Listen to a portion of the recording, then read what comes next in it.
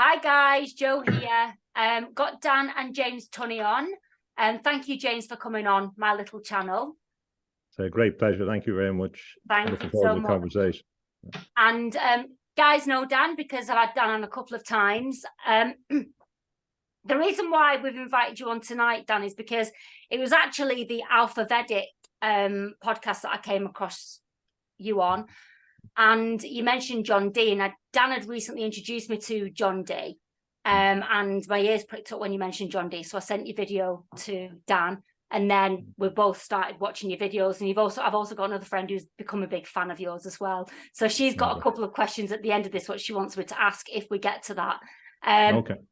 But Dan is the one who is interested in the role of Francis Bacon in this New World Order. I became interested because when all this started rolling out back in 2020, I started asking the big questions. Why do they want that level of control over us? It didn't make sense to me. And I'm going to use the word sci-fi, even though we know full well that everything in the movies is usually predictive programming. But it just, like I say, it didn't make sense to me, this whole transhuman agenda. And then me and Dan started talking, and he started introducing me into the likes of John Dee. I started getting into the etheric stuff and the astral stuff because I myself have actually had hyperdimensional experiences. Quite a few of them. One I've actually talked about on my channel, and I've got the photographs. I sent one of the photographs to Dan, and he's like, "Oh my God, there's a demon in that photograph under the orb." I was like, "Oh my God!" Started sweating and everything. Yeah. So I've got into the hyperdimensional stuff, and it's just opened a floodgate, really. And going back to the likes of John Dee and Francis Bacon and where we are now as regards to the New World Order and this transhuman agenda that's rolling out.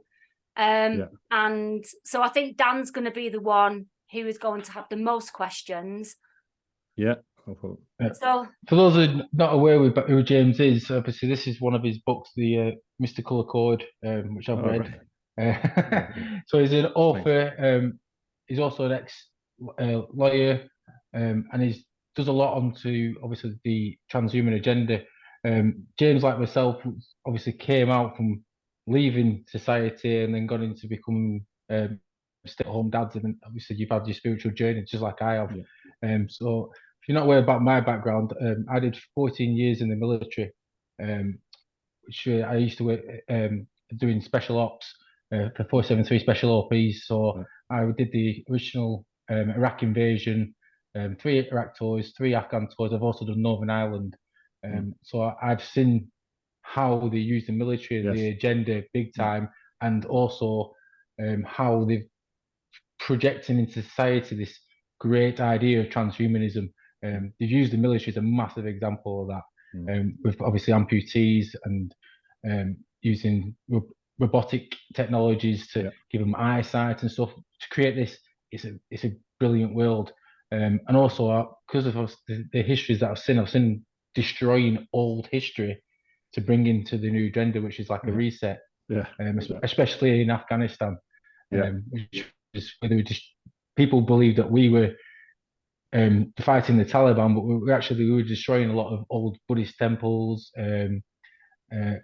destroying an actual free world to make it into a controllable world by putting in governments. Because these people, when I was there, they were actually free.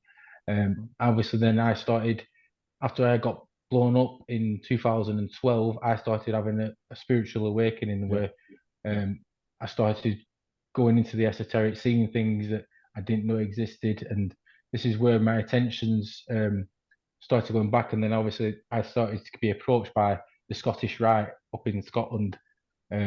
Obviously they found an interest in me because of the knowledge I was gaining at the time, and then obviously I dabbled more learning about who they were, and this is where I come to with obviously the occult origins, going back as far as all the way down to the Sumerians. It just builds up, and obviously we're going to talk about obviously John Dee, Francis Bacon, who was the idea behind the New World Order, and then obviously you got people like B.F. Skinner behind it with obviously his behaviour stuff, who's actually, like you've mentioned on one of your podcasts, the mentor to Klaus Schwab.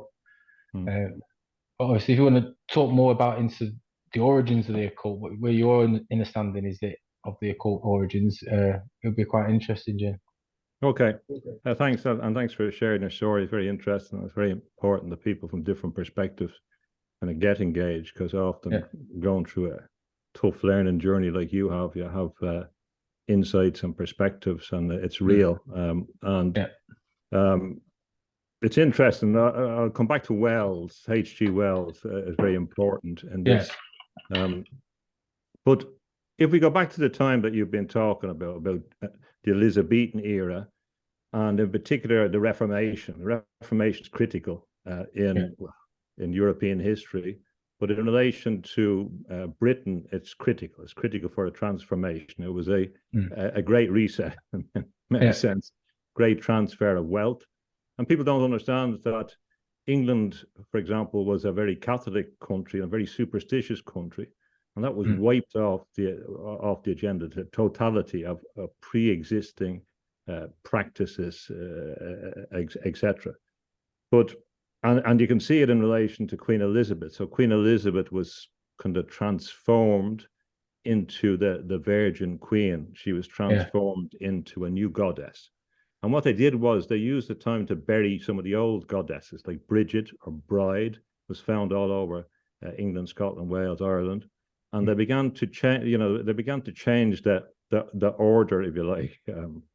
So John Dee is critical because, in many senses, John Dee invoked the British Empire, and there's arguments that he used. He did a magical ceremony down near Greenwich to invoke the whole thing. And of course, Greenwich became the center of the Navy.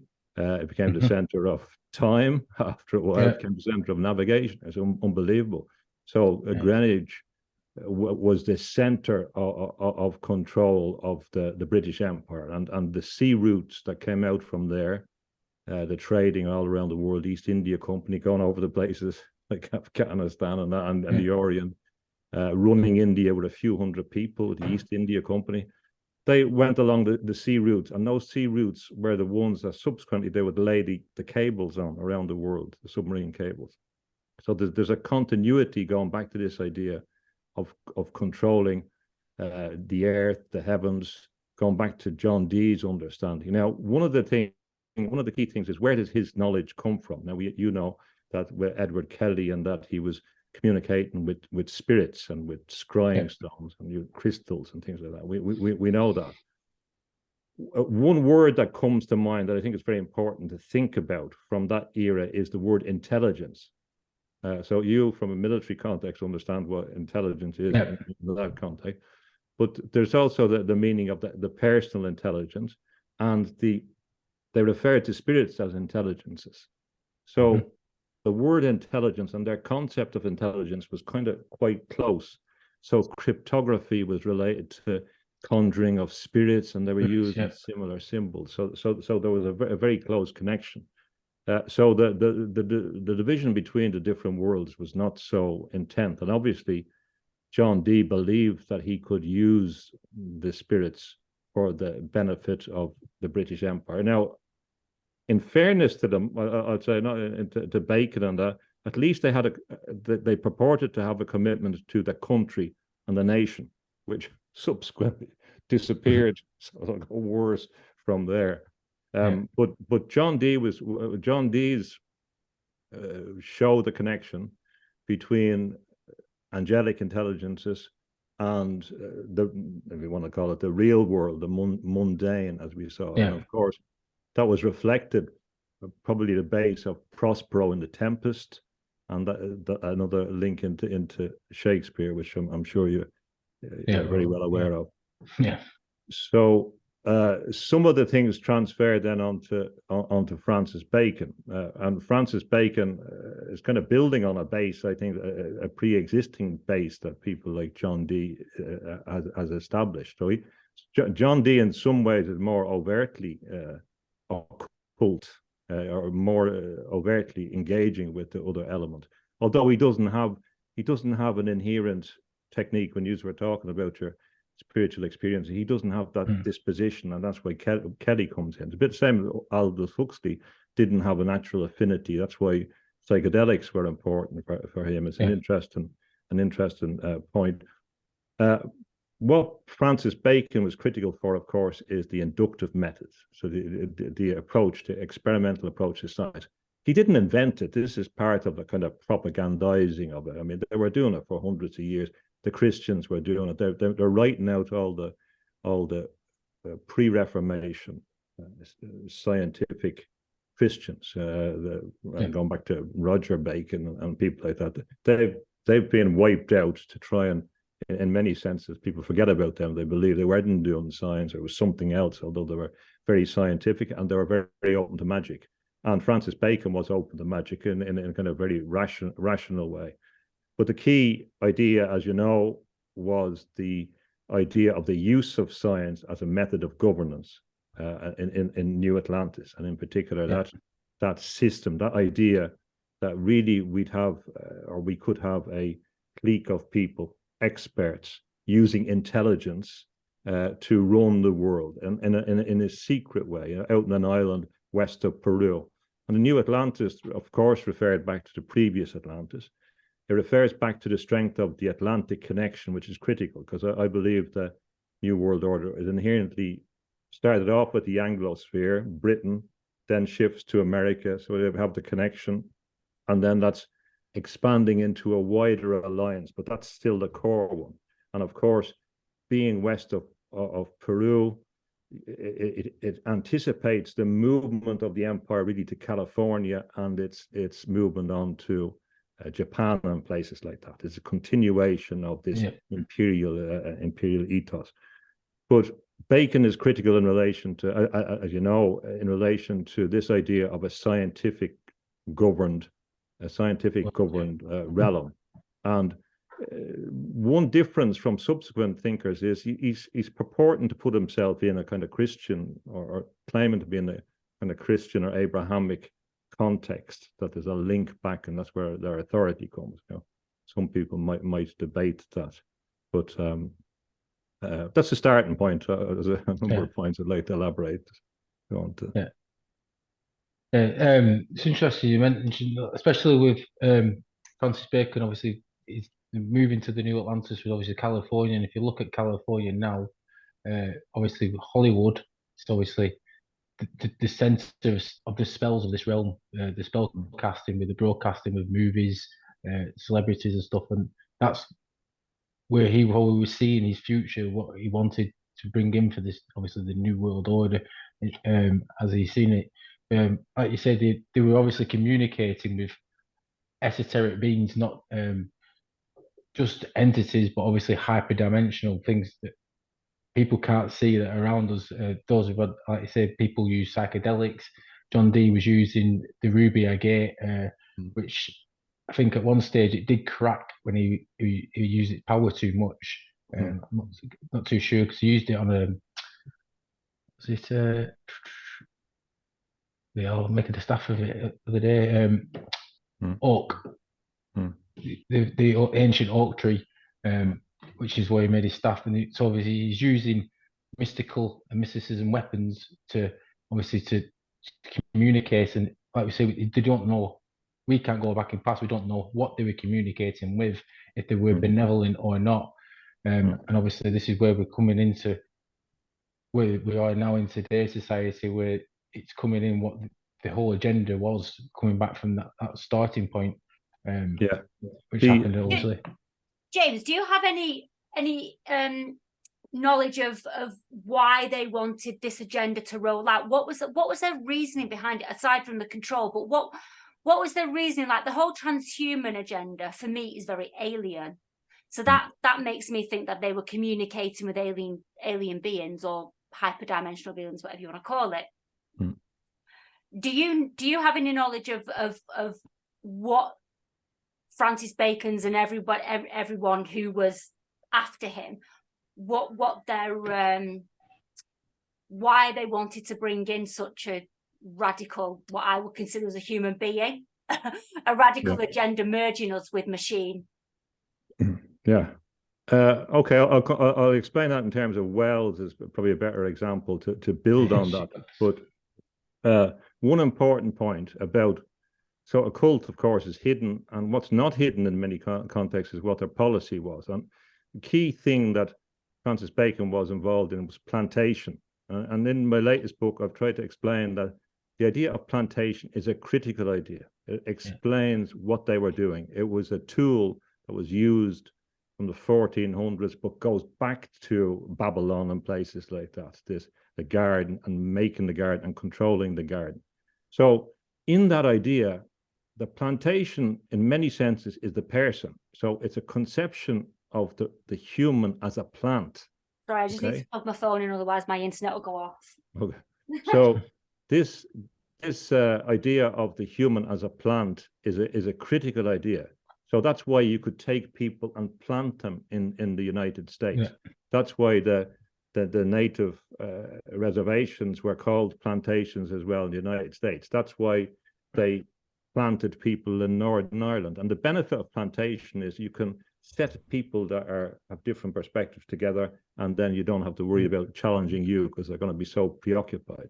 But this is a deep idea that plantation, and Francis Bacon writes about this, and Francis Bacon is involved in the plantation through the City of London, the plantation via corporations of the United States, the Virginia colony, etc. And then that's where we get the whole tobacco industry and etc. Virginia, and going on through all that. But it reveals a conception of the human as a kind of less than human, like, and the plant to be managed.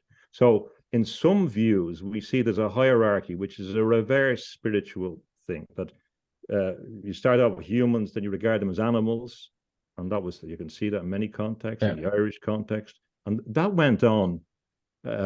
People don't understand, but I remember at the time of the IRA bombings in Britain, I can understand there was a lot of upset, but they would still do this idea of the Irish people as kind of ape-like. This was it comes from an evolutionary theory, so you can regard the human, the animal, and the plant. And the plant is easier to manage. You can set them here and you can set them there.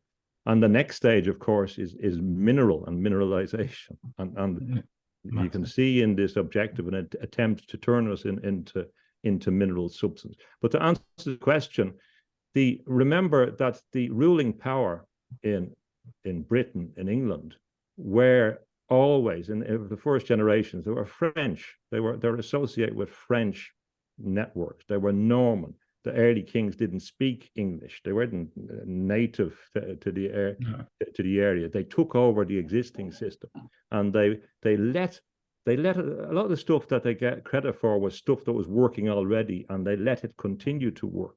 That they were the ruling system, and they set up an information system with the Doomsday Book, gather information about everyone so they could have a taxation system, etc.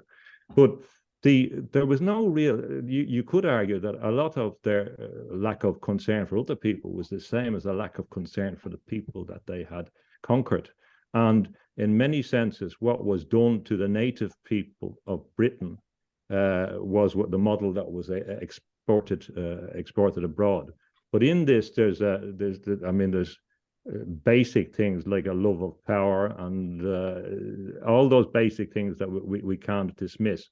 And also, I've suggested that if we look at the Plantagenets in particular, going back to France, they even were kind of proud of the Countess of Anjou and all these, that they were kind of proud of stories that the founding or the foundress was linked to demonic forces. I mean, there's all this sense going through the Plantagenets and their love of blood and their love of fighting. There's an argument, and if we look at the fact that in France, most of the battles in history have been fought in France, that there is a connection to a deep power struggle that has persisted throughout history.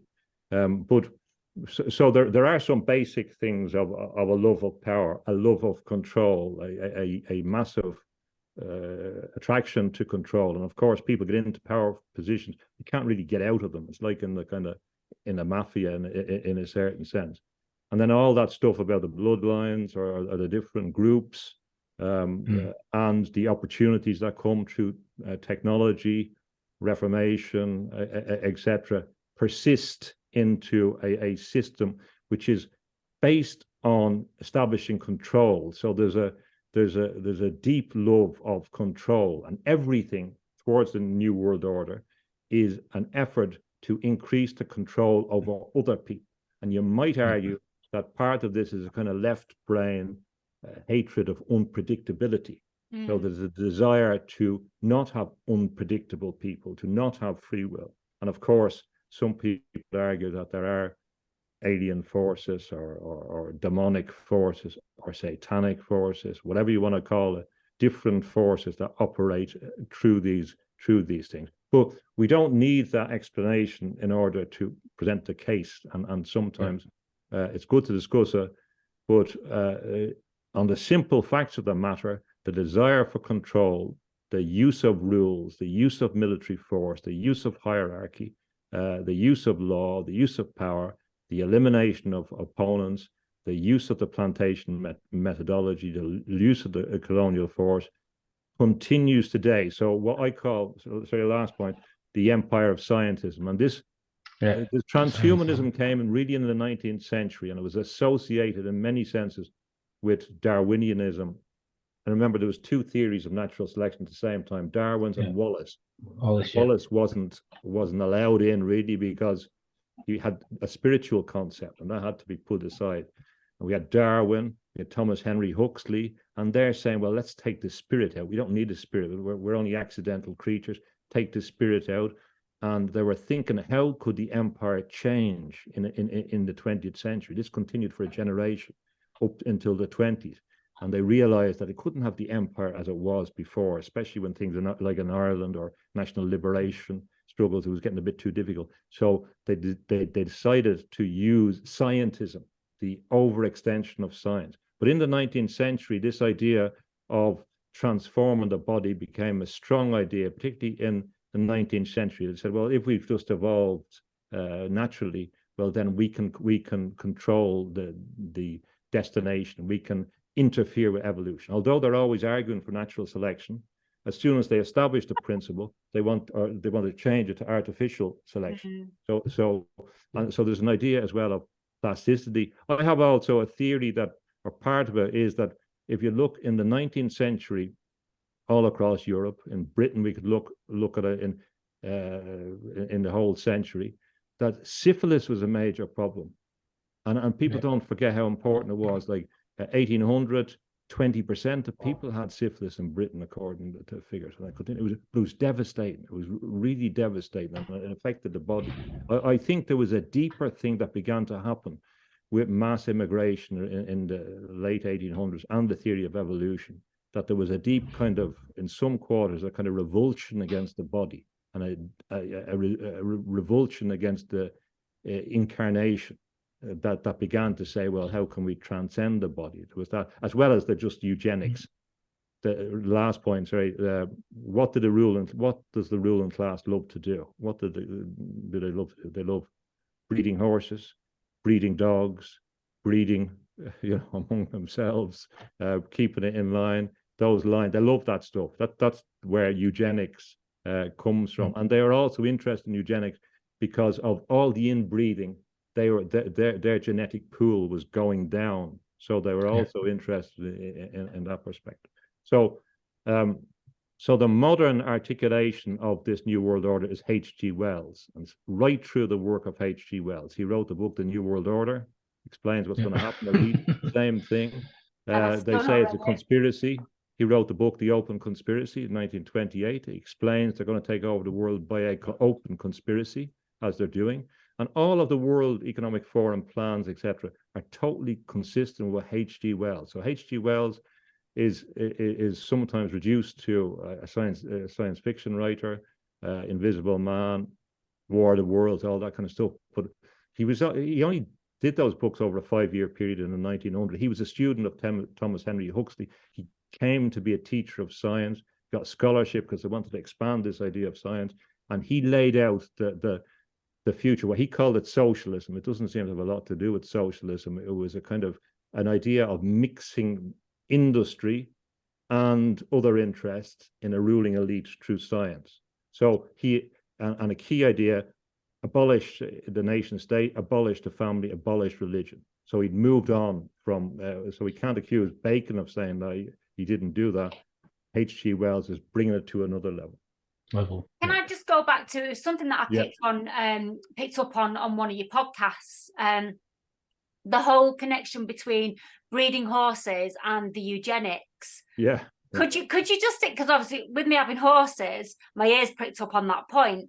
And of course, you just mentioned cats and dogs there as well. So can you just expand on that a little bit of why breeding animals is linked to eugenics? Well, if you look at, we see that the upper class in Britain are interested in, horses. They love horses. And there's an example of a demonstration of where breeding techniques can lead to better results. You win the horse race, for example. Yeah. Dogs can be focused on particular purpose. They've been doing this for a long period of time. Historically, there was loads of different breeds of dogs in Ireland. So you could change their genetic purpose, if you like, or their object, so you could use them for hunting, for purposes, whatever. And of course, in order to stay within the network, the royal, you had to pay attention to who was marrying who, and where they came from, whether you're going to keep this control system tight and follow on sometimes diseases and all that. So I would argue that also the other point is about plants. So it's the same principles in relation to plants, and of course, where the genetics came from plants. Plants was the key concept. Where did all the Irish people died from lack of potato? But I mean, the potato was forced upon them. They weren't allowed to grow other things. The potato is not indigenous to Ireland. Of course, it was transported from South America.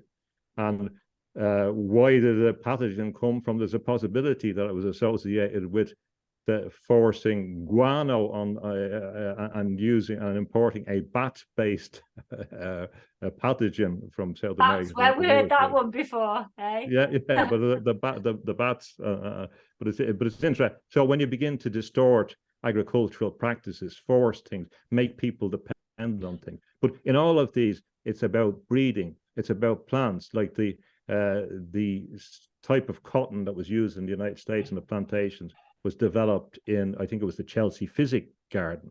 So plants was critical. It was critical for the Dutch. They're going out to these places and they're bringing back plants. That's where the hothouses came from. They needed them in Holland. So it's the same concept of how you breed particular things. And then the connection with botany. We think of the botanists. Oh, they're always nice people. They like flowers and all that. But if you're a prisoner from England or Ireland, you were sent out to Botany Bay in Australia because it was the botanists that landed first. They were the ones that decided it would become a place for prisoners, and that's again the connection with plants. Most of Christopher Columbus goes to America looking for plants, for chilies and spices and things like that. So the world was run by organic matter, and that was where the value was in many senses. And once you got it and you knew you could manipulate it, you could achieve particular results. And there was power to be gained by breeding processes, for example. So I think there was a close connection. It was the same principle then applied to people. Well, Thomas Huxley, for example, if you look at the origin of racism, a lot of it was associated with science, and Huxley explaining everything in anatomy and classifying people, and then saying, well, here's the group that he was in, and then lower down you had people from Africa and people from Ireland down there as well, lower down. So they used science or scientism in the, to continue this breathing idea. And again, you had Mendel, his ideas came into Galton, and Galton in London was developed as eugenics. And that was the same principle that was exported to Cold Spring Harbor in the United States, where and was behind all this DNA stuff. And if you walk around Russell Square, around British Museum, around the University College London, you can see that all these places were together. Even more, I've done a talk on Russell Square and around there. Quite amazing that in a small area, all these people lived. H.G. Wells lived around there on a number of occasions. J.D. Bernal, who I've talked about. And in fact, just down 5 minutes walk near King's Cross was the first place that Lenin and Trotsky met. So Bolshevism grew in London. It didn't grow in Russia. It's quite remarkable. What was that, sorry? Bolshevism grew up in London. It really didn't grow in Russia. Historically, the main characters met in London. So it actually seems like the UK with England was quite prominent. It is. You can't get away from it. You can't get away from it. It's very, very important to understand the history and understand the continuities and some of the thinking processes that link these things up. Just to go back, James, what you were saying about syphilis, about the 19th century. Yeah, it's interesting you bring that up because we were literally just talking about that before you came on, about the mercury. That mercury was used as a cure for syphilis in them times, and how important that is as a metal in the esoteric, and also how it's the Gnostics how they looked at it in the science way, for its powers, the mercury, and how it's dangerous, obviously humans as well. So we were using it as a cure. Yet mercury is very toxic metal to the human body, and like I said, they used to brush the teeth with it as well with the mercury, and it used to give off a silver looking teeth, and that's how people used to know. Which is quite interesting. Obviously, it's like they created a syphilis outbreak, and then they give that illusion again of a cure, but it's more toxic than the actual. That's an interesting point, and also it's believed to have come back with Christopher Columbus after he's coming back from the New World. So we know about all the advantages, but they never tell you about the costs. The costs of these things, and some of these diseases wouldn't be prevalent in small numbers, but when you get this mass trade and mass organization, you begin to create the conditions not only for bringing disease over to the New World, but back. And of course, New World is there. That was the New World, a place to be exploited. And there's also another New World meaning in that in the 18th century, there's a philosopher called David Hartley, and it was often when he began to explore what would be psychology now, they began to describe as a new world. The new world was inside the body. So there's another concept. So when thinking about the New World Order, we have to have a number of different layers about what it is. And the word order, I think for people like H.G. Wells, order became important because Victorian London was very chaotic. New technology, all the telegraph going up everywhere, motor vehicles coming along, and people coming all over the world. And there was a sense of chaos that they wanted order out. That's one meaning. And another meaning is that if we go back to France, I've mentioned it in the book, in the 14th and 1500s, they began to establish orders like I suppose in Britain, the Order of the Garter or something, meaning an association of people. And there was one particular one, which I refer to, was about a kind of mutual support.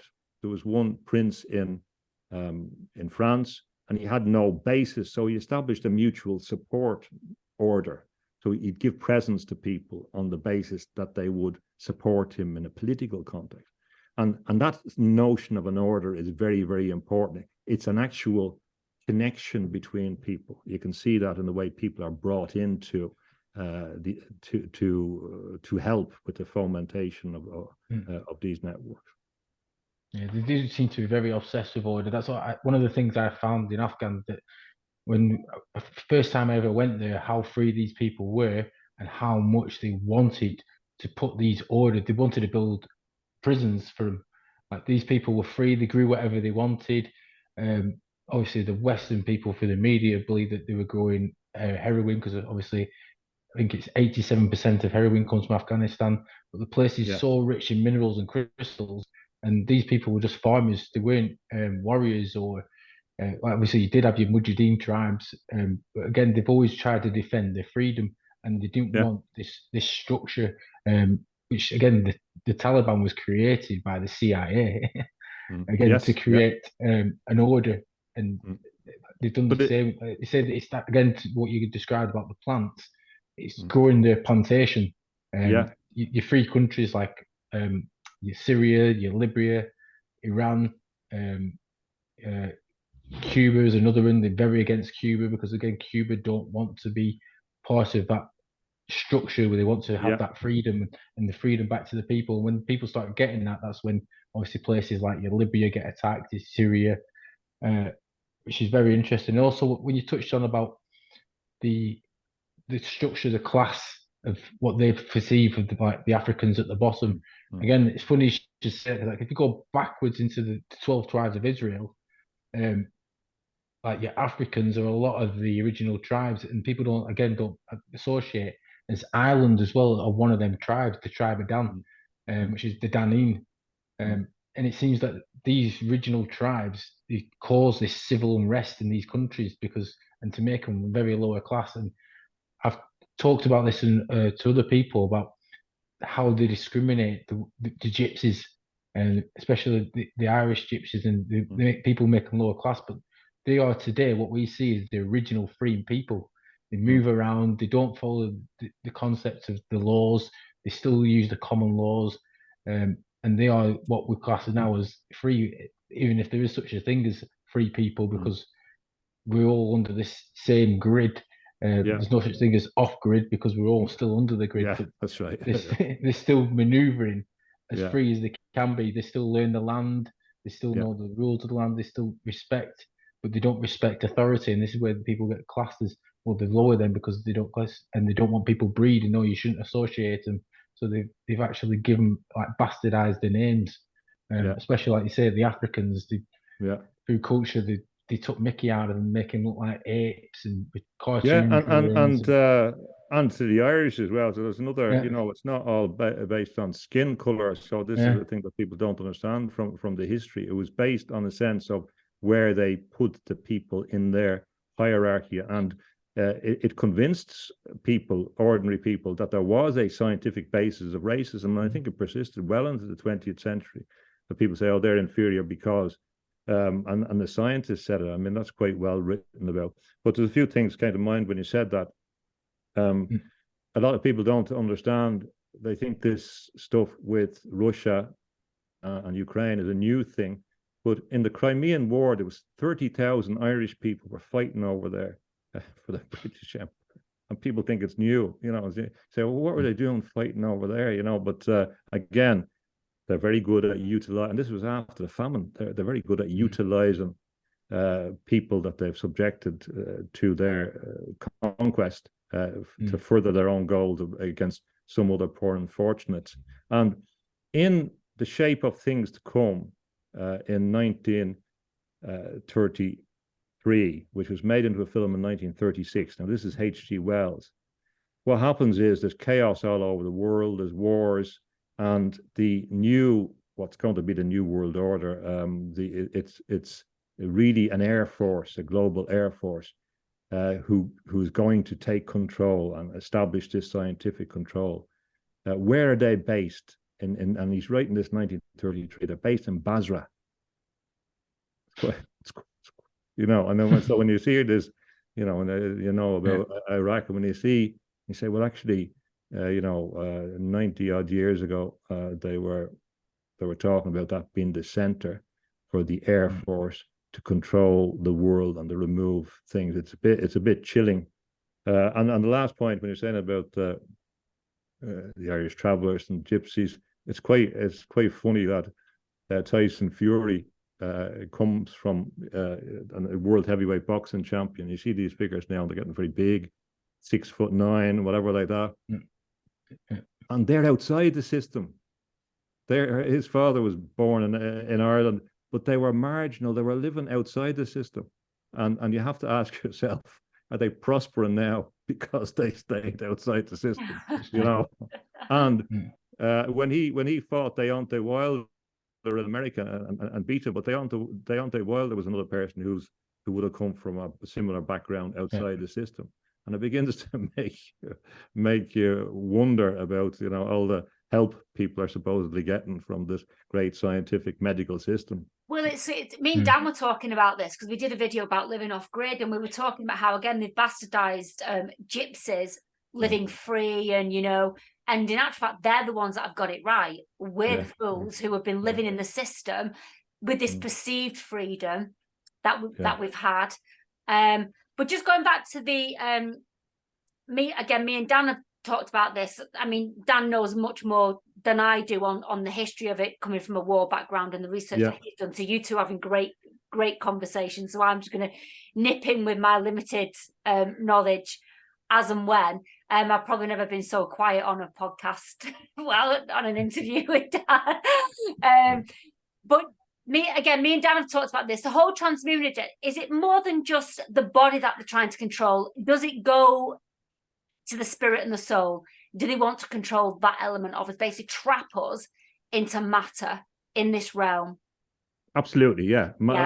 I believe it's a deeper thing that, in fact, if you could do it, well, you're creating the possibilities of a real hell that in some way you could trap it if you wanted to do. But it's probably more, firstly, a negative thing. It's like what Rudolf Steiner said, that in future there would be a medical possibility to remove the spirit.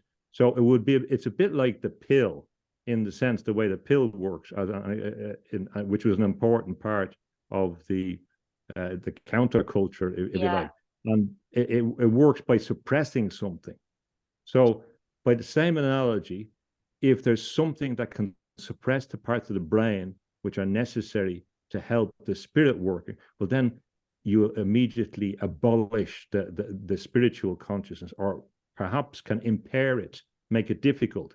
And if you make it difficult, then you remove the fuel for people to rebel against you, because it's always spiritual people that will resist. Because a person, I'm not going to lose my soul for some whatever is in the world. I'm not willing to give it up, or to give up my spirit. And people that see themselves as spiritual beings are not going to sacrifice that. So they'll take death over something else. They won't live a cowardly way. You know, a brave man, a woman dies but once, but a coward dies 1,000 times. That idea. So I believe that consciousness is spiritual consciousness. Yeah. And what they've been doing very successfully is to dispirit us, which makes us believe that we're not spiritual beings, which makes us believe that there's nothing out there. And it also has that extra sense of feeling dispirited, feeling demoralized, feeling demeaned, and that's an attack. So everything is about creating an alternative identity, which has nothing got to do with your spiritual identity. So in all my arguments, I'm saying that they resist. What's happening now is that those forces are there, and in many senses they're there because we let them be there, because we've been watching the television, watching Coronation Street, twiddling our thumbs, going down to the pub. No problem with that. Getting distracted. I've given her up since, but you know what I mean. Doing things when all this stuff is going on, and we have allowed them to happen. So there's a karmic kind of response. A lot of this is a result of the fact that they're working harder than we are, despite the fact that we're the mass movement, and that we've swallowed all this stuff about why they have to bomb Libya, about why they have to bomb Serbia, about why they have to bomb Iraq. Keep on swallowing it. There's a time at which we can't claim moral immunity from that, and that the Iraq war was kind of about the time I left academia. I had enough of it, because it meant that all the things that they claimed about international rules and all were nothing. It was a joke. And there's another interesting connection there. It always strikes me, and you'd understand that from your experience in Iraq and Northern Ireland. If Northern Ireland had been flaring up, say, and there hadn't been peace in Northern Ireland, it's unlikely that Britain would have got so involved in these other things. So you have to ask yourself, did they just turn off the tap in Northern Ireland when it suited them, you know, and so that they could be liberated to go and get involved in other things, you know, and you have to consider that in the overall, although we're all glad that it didn't, but I mean, you get very cynical about what was going on there and what's, and even as well, I keep arguing for a non-violent approach, not least because, say, for example, in Northern Ireland context, there was probably a lot of working class soldiers fighting working class Irish, and you know, the whole lot serving the purposes of a bigger regime, and that they can manipulate people. And working class Protestants, working class, the working class paramilitaries said that they'd been frightened by the middle class, you know, their own middle class, and so you get all these games. But what's clear from that type of revolutionary context is they have the systems to take over all these movements. So any such movement will be either launched, as you said, in relation to the Taliban and those, by the authorities, or taken over by them. And there's a story by G.K. Chesterton, the man who was Thursday, where I think it was a police undercover goes into the anarchist groups, and I think there's 7 people there, and only one of them is not a policeman. You know, it's ridiculous, but that's the reality. That's how they've done what they've done. They're unified, and they've got all of us on the ground level. Yeah. Ununified, you know, by using division, racism, sexism, you know, whatever kind of ism that you want to throw into the mix. And divide and conquer. Absolutely, and we don't seem to have the intelligence to the majority of the population to be able to come together. No, that's right. Yeah, I meant to say I like your green top there. I've had it for years. I've had it for about 15 years. That's because I'm nice. too poor to buy clothes. Nice Irish colour, but the thank you. Yeah, but that's right. And it comes back to the word. Sorry. Yeah. Just going back into Northern Ireland, it's interesting you should say that, because when I came at the end of the old Ireland tour, I went there when obviously the beginning, and obviously they were still using what people call now 77th Brigade. It was called 14 int at that times, but you could see that why they went for Ireland in the first place, it was nothing to do with religion. It was because they still had that fighting spirit. And it's going back into the spirit side. And when I came over there towards the end, it looked like everyone had lost that energy, that spirit. It was just like a big depression. So it's like they did the job there, and that's when they started to leave them. They've done the job, they've planted the thing, what they needed to do, they got control, and that's where they move on to the next place, which obviously with all happened to Iraq, and it was the same thing. Once the Iraqis lost the fighting spirit, and same with Afghan, they pull out because they've done what they've done. They've damaged the spirit, they've damaged the morale, they've got control, and when people are in fear, they're very easy to control. Like we'll talk about later about V.F. Skinner. He did all these projects about with the rats, and how once you've got that fear into people, they're a lot easier to control. And one person can control thousands just by using the fear. And obviously they use that with the media and stuff. But that's what I noticed myself from obviously the island days. Is I've always been, because I come from an Irish background. My granddad was Gaelic, and believe it or not, he's related to both Camilla and Diana. I come from the Shan family, the Shan tree line. The warthog, that's my family tree line. And obviously my dad's side is Greek, but I've got a strong Irish background. I was listening to my granddad. My granddad's like first name's obviously Lockhart Ian Shand, so he's got a very old name. Obviously a lot of history. Like they've still got the original Bible, and he used to tell me stories about the fighting spirit of the Irishmen. Obviously the fighting, the bare knuckles back in the day, which obviously they created boxing. And it seems that when I went over there, it was just literally like you can see that Ireland's just gone through depression, poverty, to the point where they've literally started to lose that fighting spirit that they used to have. That used to make them what people used to resonate with, like your happy-go-lucky people, your Irish charm, very bubbly, and they seem to lost that. Same with the Scots; they used to have that same charm and same enthusiasm, and they've just literally whittled and whittled through the years to break them down. There's a few things. Yeah, the intelligence, as Joe was saying about like intelligence, brings us back to the original idea about the intelligences and how significant intelligence is in the totality.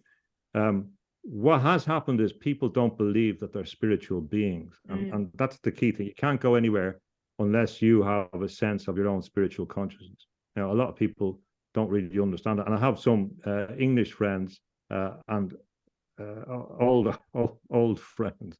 But if I say anything spiritual, it just goes off like that. I mean, it goes blank, and a kind of a look of incomprehension, because they're very materialist. This particular friend, very materialist kind of, and there's no debating it. There's no consideration of it, and that's a thing that has been implanted as well. So the plantation idea. They don't have an understanding of what spirituality is. No, but there's also New Age or the But that comes from an implantation as well. That there's an implantation through a societal ethos that's been working on it deliberately. That's what Thomas Henry Huxley did in the X Club. They were setting up a system so you couldn't talk about spirit, and then it becomes natural to repeat I don't believe in that. That's that's a cultural thing as well, and of course suggesting the implantation in kind of hypnosis, but also implantation in relation to actual implantation, which is the next step, because we're talking on electronic communication systems that are called plant in telecommunications, and the plant intends to make us a plant. As it joins us up, it will seek to fix us as they did in relation to lockdown. In relation to Northern Ireland, Dan, the curious thing for me was that in the Republic of Ireland, because they had achieved, if you like, or believed they had achieved independence. For a short period. Now, if they ever did is another question, and that's another debate. So that's right. It was a generation, really. And my family would have been fighting for all that and involved in politics after. They were honest people and all that. When they came in, although they would have been old IRA and come into politics and really worked, and they were honest people, and they worked for the constituents before it was. I think the system has been taken over in the last generation in the entire Western world from the top down. They've taken over the political party systems. But the funny thing, the way they took over in the end in the Republic was like the fox and the crow. So the fox coming to the crow saying, "Oh, you're a beautiful singer, Miss," literally Eurovision. "You're a beautiful singer. Let me hear your singing." And then they dropped the cheese and all that. So it was a kind of Aldous Huxley softly approach that worked when they believed that they were kind of independent. And going back to what Joe said, the key thing is we have to realize our spiritual consciousness. We can't go anywhere from that. And then we have to believe in it. So we have to activate it. And as we begin to activate it, we begin to find modalities of communication, of correspondence, of coming into accord, of resonance from our own different perspectives, our own unique perspectives. I'm able to use our unique talent in a kind of new commonality, because what's happening now is, this international system has taken away countries. Whatever country are in the Western world, it doesn't exist in any meaningful sense anymore, except as a physical place. But it's been taken over as an economic entity, and we haven't paid a price yet for all this COVID stuff. We haven't got the bill yet. We're still in a restaurant.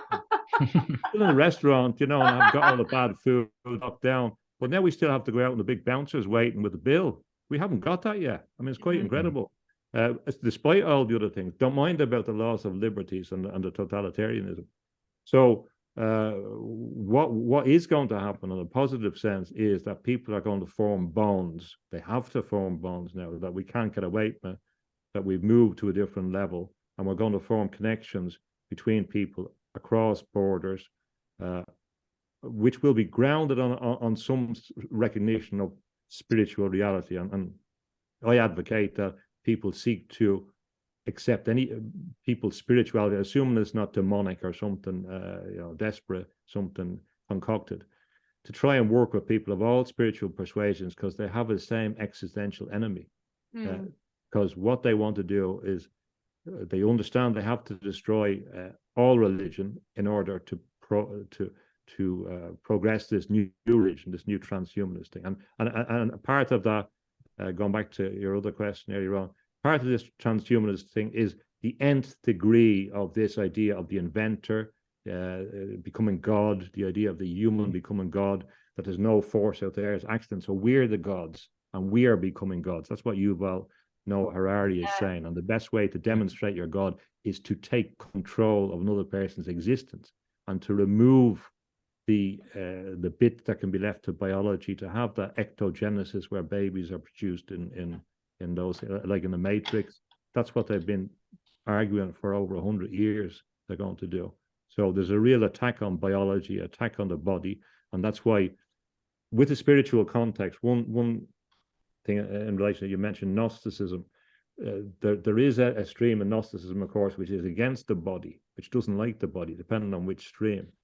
I think that we have to have a spirit which is transcendent, immanent, and embodied. We have to begin and respect the body and the body in its environment. Yeah, I agree with that. And I've had many discussions with people saying it's all about going in and it's all about, well, no, actually, it's what we do here, because we are in this body having an human experience. Yeah. And it's what we do here is, I mean, I'm still kind of on the fence with the whole why we're here. You know, is it a school or are we trapped? And even if it's a school, we might be trapped, because what if my soul didn't want to come back here? But that's on another subject. But a lot of New Agers, it's all about, you know, it's all about soul. It's all about nothing. Basically, nothing what we do in this realm matters because we're eternal.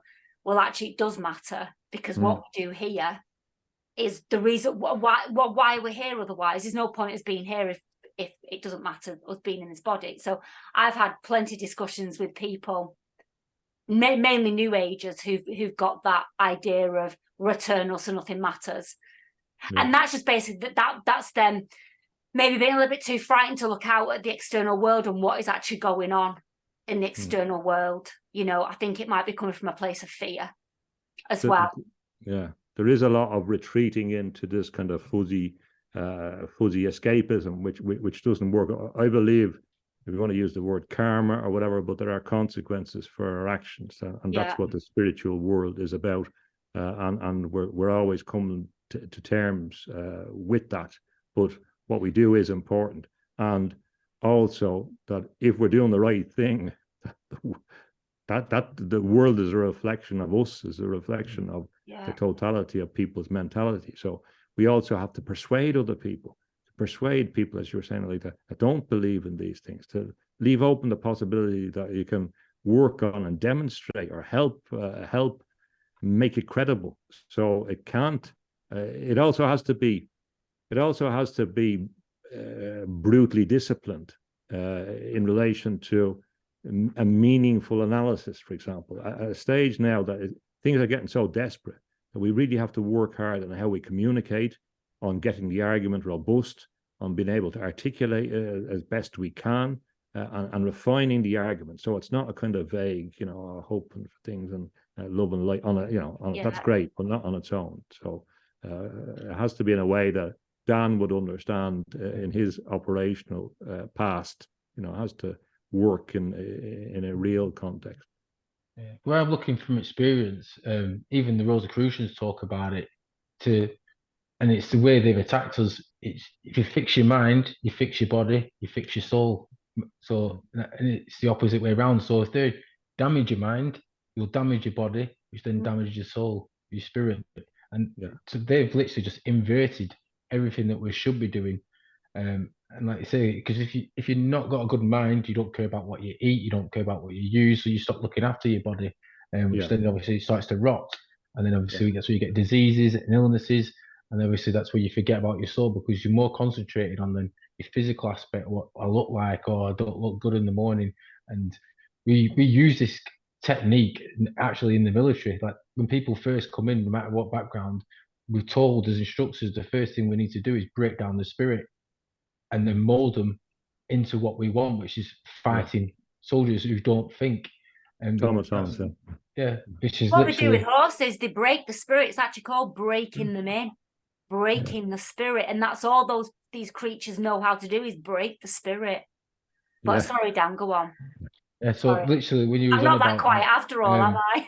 that we should care about what the how we look and what we do in the physical realm is quite spot on, because like I say, if you start curing your mind, thinking for yourself, thinking like using both sides, your left and your right, and not just using one side, which then becomes centralized, you start aligning up properly, and then obviously your body becomes healthier. And that's why people notice people and they go, oh, you look really healthy today, you look really in a good mood, because if you got the right mindset, your body looks also down. It's that whole the mirror trick. If you think negatively about yourself and you think you're fat, you look in the mirror, you will see that you're fat, regardless of what everybody else says, because your mind is the most powerful tool. And obviously that then destroys your spirit the more you break down the mind.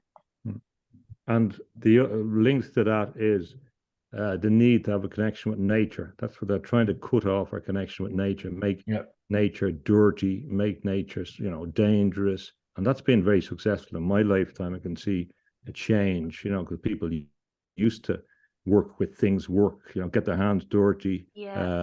And that has changed. And also look at all the fake plants. I mean, I'm guilty of having the fake plants because I can't keep anything alive, but fake grass, this fakery, everything's fakery that they're bringing into. But anyway, Dan, do you want to get back on, because I'm sorry, I'm taking it a little bit off track.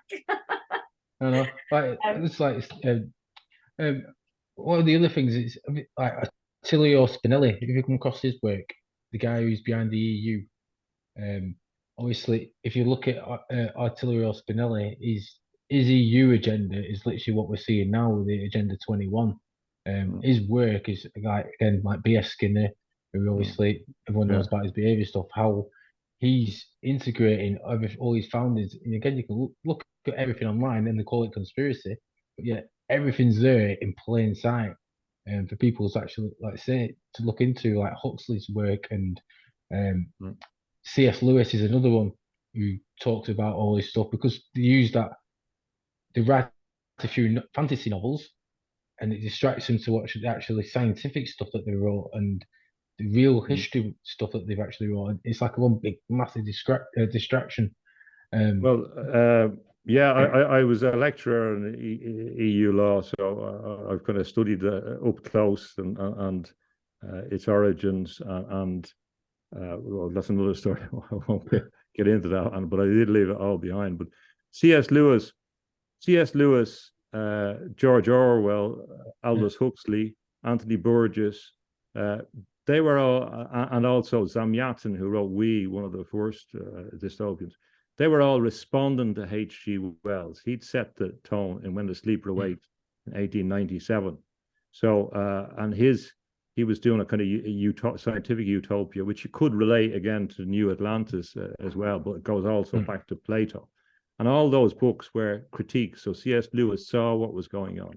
And in that Hideous Strength, which is a great book, it's a weird book, but it's a great book for people that want to understand what the different elements in it. It is strange. It's a fairy tale for adults. But in that book, he has the universities having been taken over, a scientific establishment, which is a nasty satanic force, and it's called NICE. It's quite remarkable. It's called NICE, and you have NICE now in Britain running experiments, so that they use the same name as this bad organization. Quite strange. Even worse than that, the J.D. Bernal was the crystallographer. A lot of his work was formed the foundation of the DNA, understanding DNA. But he was Irish, actually, but he worked in most of his life in Cambridge and London. And he wrote The World of Flesh and the Devil, explaining in 1929 how transhumanism was going to happen, how the people would be turned into silicon, how the people that didn't change would live in the human zoo. And his name was called the Sage. So then when you have the COVID thing, the anagram for the group, it's kind of like a psychopathic thing. You begin to get a sense that they're kind of joking at you? Nice, sage, Well, say. I truly believe that. I mean, you only have to see what I mean. Me and Dan were talking today about this doctor, and I don't know what your views are. But, you know, Dr. Is it Bertar? Bertar, who's recently passed away. He was talking about the COVID jabs back in 2020 and calling them out for what they were, and of course he's passed away. And I truly believe that every single thing is a psyop these days. I trust very, very little. If it's out in the public domain, we are supposed to know about it because it's all distraction. Distraction for what? That I haven't got an answer for. And I feel that they're continually laughing at us and using, you know, we are the fools, if you like. You know, and we are, but that's the problem. We are. Yeah.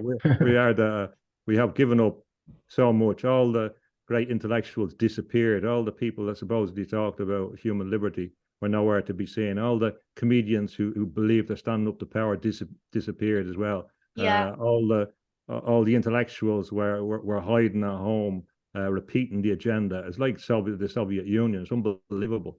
And they will never recover, in my view, or in a historical sense. They've become part of the propaganda model. It's unbelievable how people use their power against other people.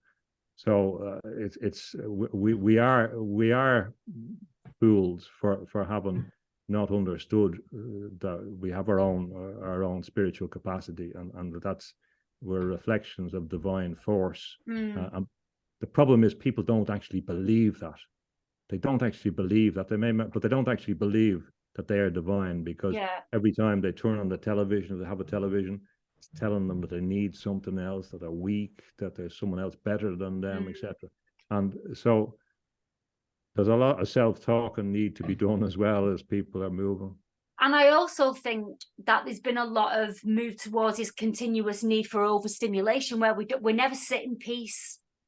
You know, we never switch the mind off, and we're continually bombarded. Like, you know, we get up first in the morning, we switch the computer off and before we go to bed, we've got the computer on, because there's this continuous need for overstimulation. We've got our phones with us. I mean, I used to live in Bolton, and before I left Bolton, they were putting up all these big billboards which were high definition. So again, keeping the mind overstimulated. And if the mind's overstimulated, it's firing off all the time. We never sit and be with, I mean, we're human beings, you know, but we never actually be, because we're always, we're always this need to do and need to be stimulated in some way, shape or form. And then that creates chaos in the mind. You know, because then and I'm guilty of it. I have a million tabs open. You know, when I'm doing my research, I've got a million tabs open, and I never quite finish a video. And anyway, I tend to do that. I don't know, Dan, I go off on tangents. So I apologize for that. Well, yeah, the quiet thing, and as a thing that I noticed, been lucky enough to have seen the end of it in Ireland, because the people in rural areas were living in a way that they could have been living hundreds of years ago. It's kind of, so you saw the end of that kind of society, and I'm glad I saw it. And also there's a very strong movement in the propaganda machine, which is everything, including the music industry, the whole lot of it. All the books produced, not everything, but the mainstream ones, mainstream media. There's a message in it all that everything in the past was brutal. It was no good. It was terrible. It was dirty. It was unhappy. And that's not true. It's just not true. They've been selling this. This is necessary in order to sell the progress.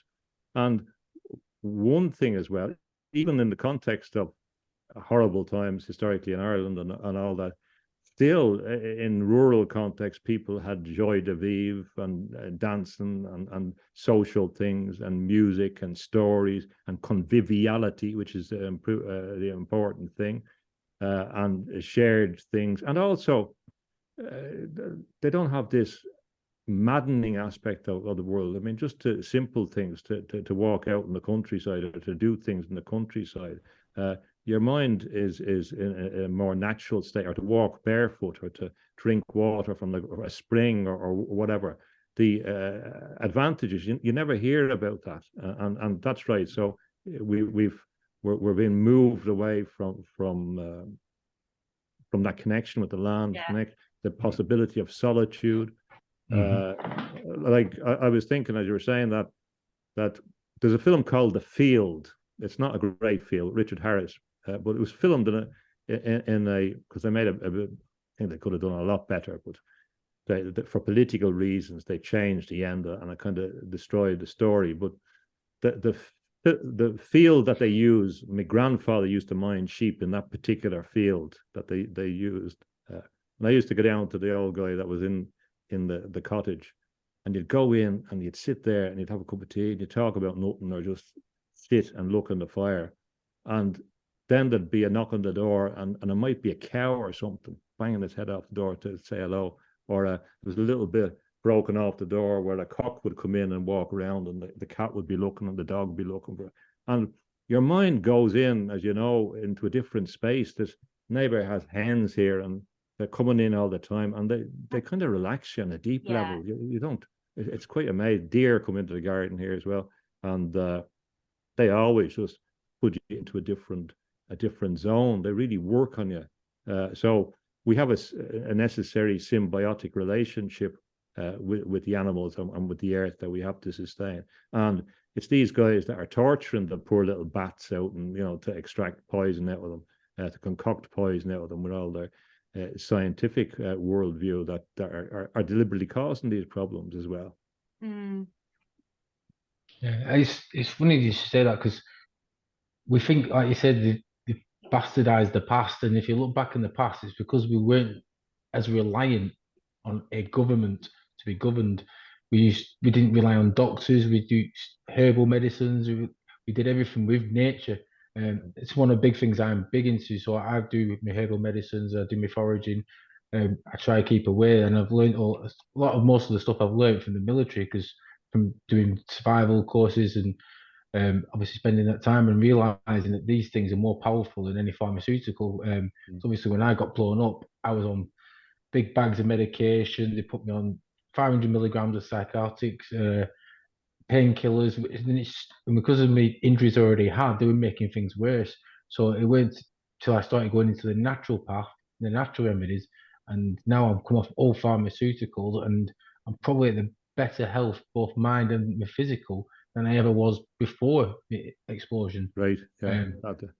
Which is, people think that these people were dumb because they didn't go to schools and stuff like that. But like you said, you sit there, and this is one of the other things I learned when I was obviously in Afghan, is the respect they have for the elders. People would sit there around an elder and listen to their stories and listen to his wisdom, and not rely on other people outside of it, because the guy who's lived in there for 60, 70 years in that area, he knew everything about that area. That area became a part of him, in a sense. And he had valuable intelligence.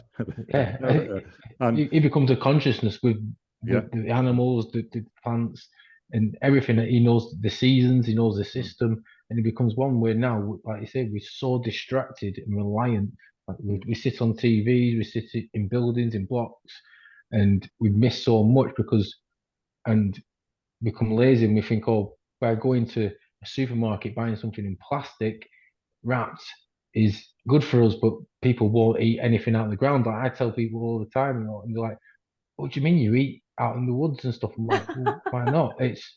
You've got all your minerals, you've got all your vitamins. You're getting things that's not homegrown in a laboratory. I'm getting everything that I need. Like, oh, do you not think about animals weeing on it? I'm like, well, do you not think about everything that's sprayed on yours? Like, this is the mentality that people have got, how much the brainwashing over the time periods. And even like I say, 100 years ago is where they really hit us hard. Because before that, we'd go out in groups, we'd learn how to like forage, pick stuff, hunt, and all that disconnection from the real world to this virtual reality world, sitting behind a TV, sitting behind a computer. And obviously now people are getting into this mentality of playing computer games where they think the games are real and they're in that virtual reality world. Because I see it all the time with, because when I left the military, I went into teaching high school, and people were talking to themselves as or I'm an orc or I'm a wizard because they play World of Warcraft online, and that's the new reality from the building this reality that. Yeah, they're preparing them to go after the off-gridders in future. a real life game. I'm watching The Walking Dead at the moment. I'm getting tips. The Walking Dead. Yeah. But yeah. Sorry, go on.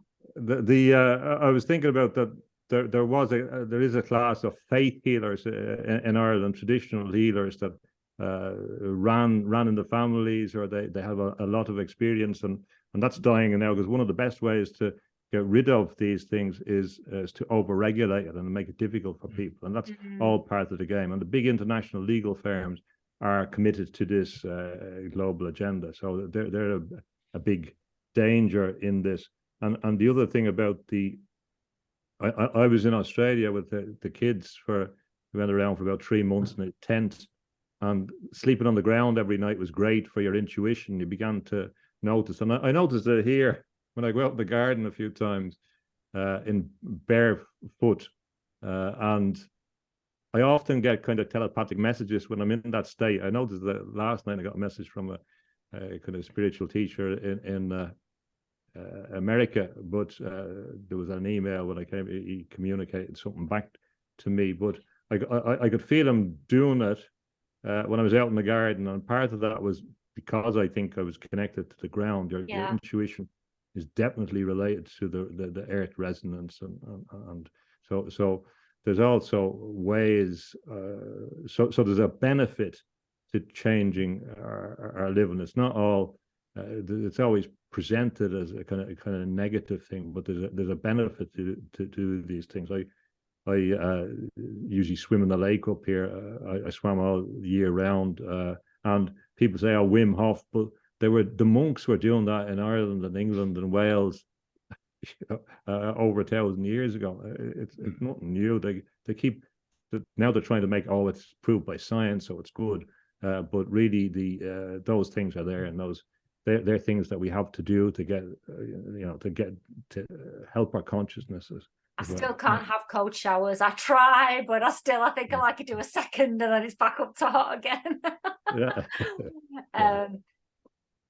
So we have to go backwards to be able to move forwards again, and it's how far back. And to me, it seems to be we have to go all the way back before they started this whole setup of the agenda, because, like I say, I can see from the military, they use the military as a massive training school for their agenda, and like where they're going with the future, like with the transhumanism.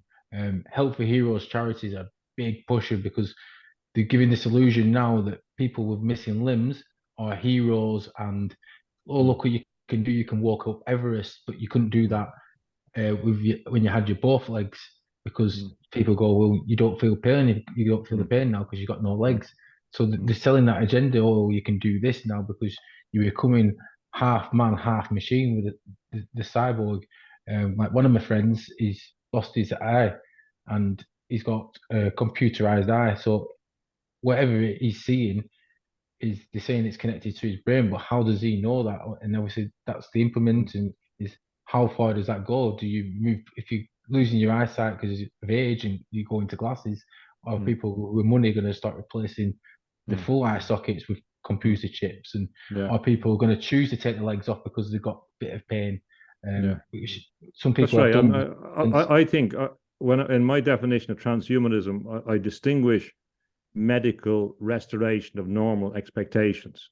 So if a person has lost a limb, they get a prosthesis. That's a different thing from an enhancement that goes beyond normal expectations. I think that's an important dividing line. But what they're doing in the army is clear that they're automating. They intend to automate the human body and to automate the soldiers. So they're going to use the soldiers, putting them aside, the soldiers in the army as experiments in relation to necessity for creating some cyborgs. I mean, that's clear. That's an agenda they've been working on, but it's much deeper than that, because there's a book whose name escapes me, A Minute, which explains. It was a collection of work about the impact of the military-industrial complex on education.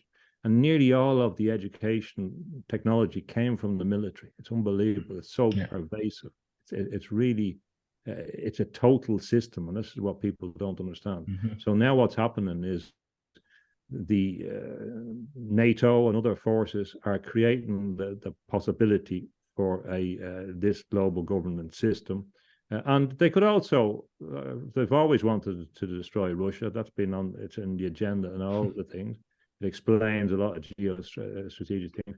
They could, in the end, work with the communists. It's not inconceivable because they have the same objective. The Technocratic system in China was helped by the Americans. So it's not beyond the bounds of possibility that either they have a phony kind of war or they unite in relation to the creation of a system, or there's benefits to them also in helping to destroy the population, because they've been going on about overpopulation so much that they can foment wars which will be useful for them to reduce the population, which suits their agenda, or foment, for example, a Christian Muslim war would suit their purposes.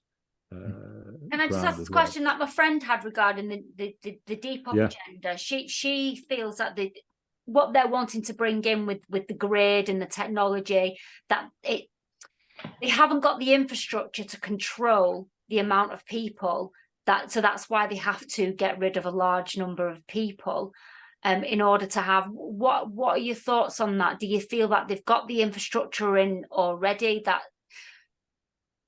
I've probably not verbalized the question well. I think that the extent of the infrastructure, and especially the amount that was put up during COVID and the satellite system, and the 5G moving on to the next levels, etc., create the conditions for them to have a total system and to be able to control us. And then there's the real possibility that their street lights will be controlling mechanisms, and the total grid system will operate.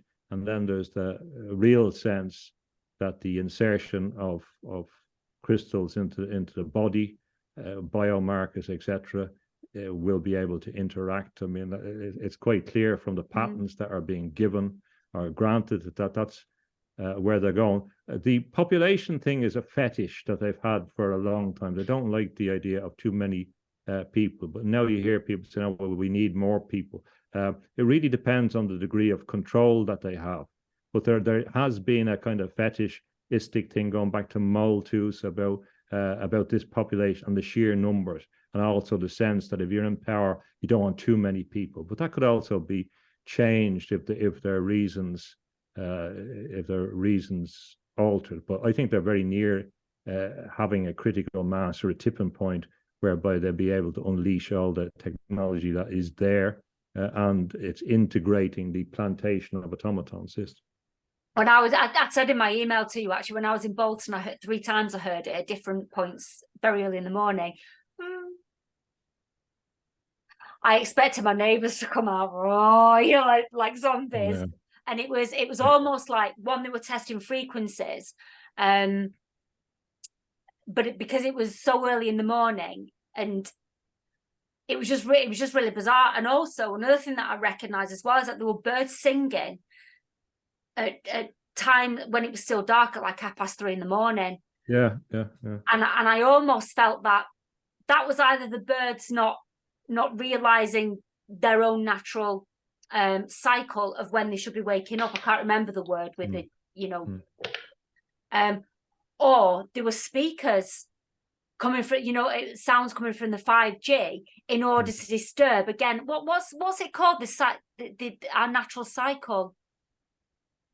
Circadian rhythms. That's the one. Yeah. To basically disturb that even further.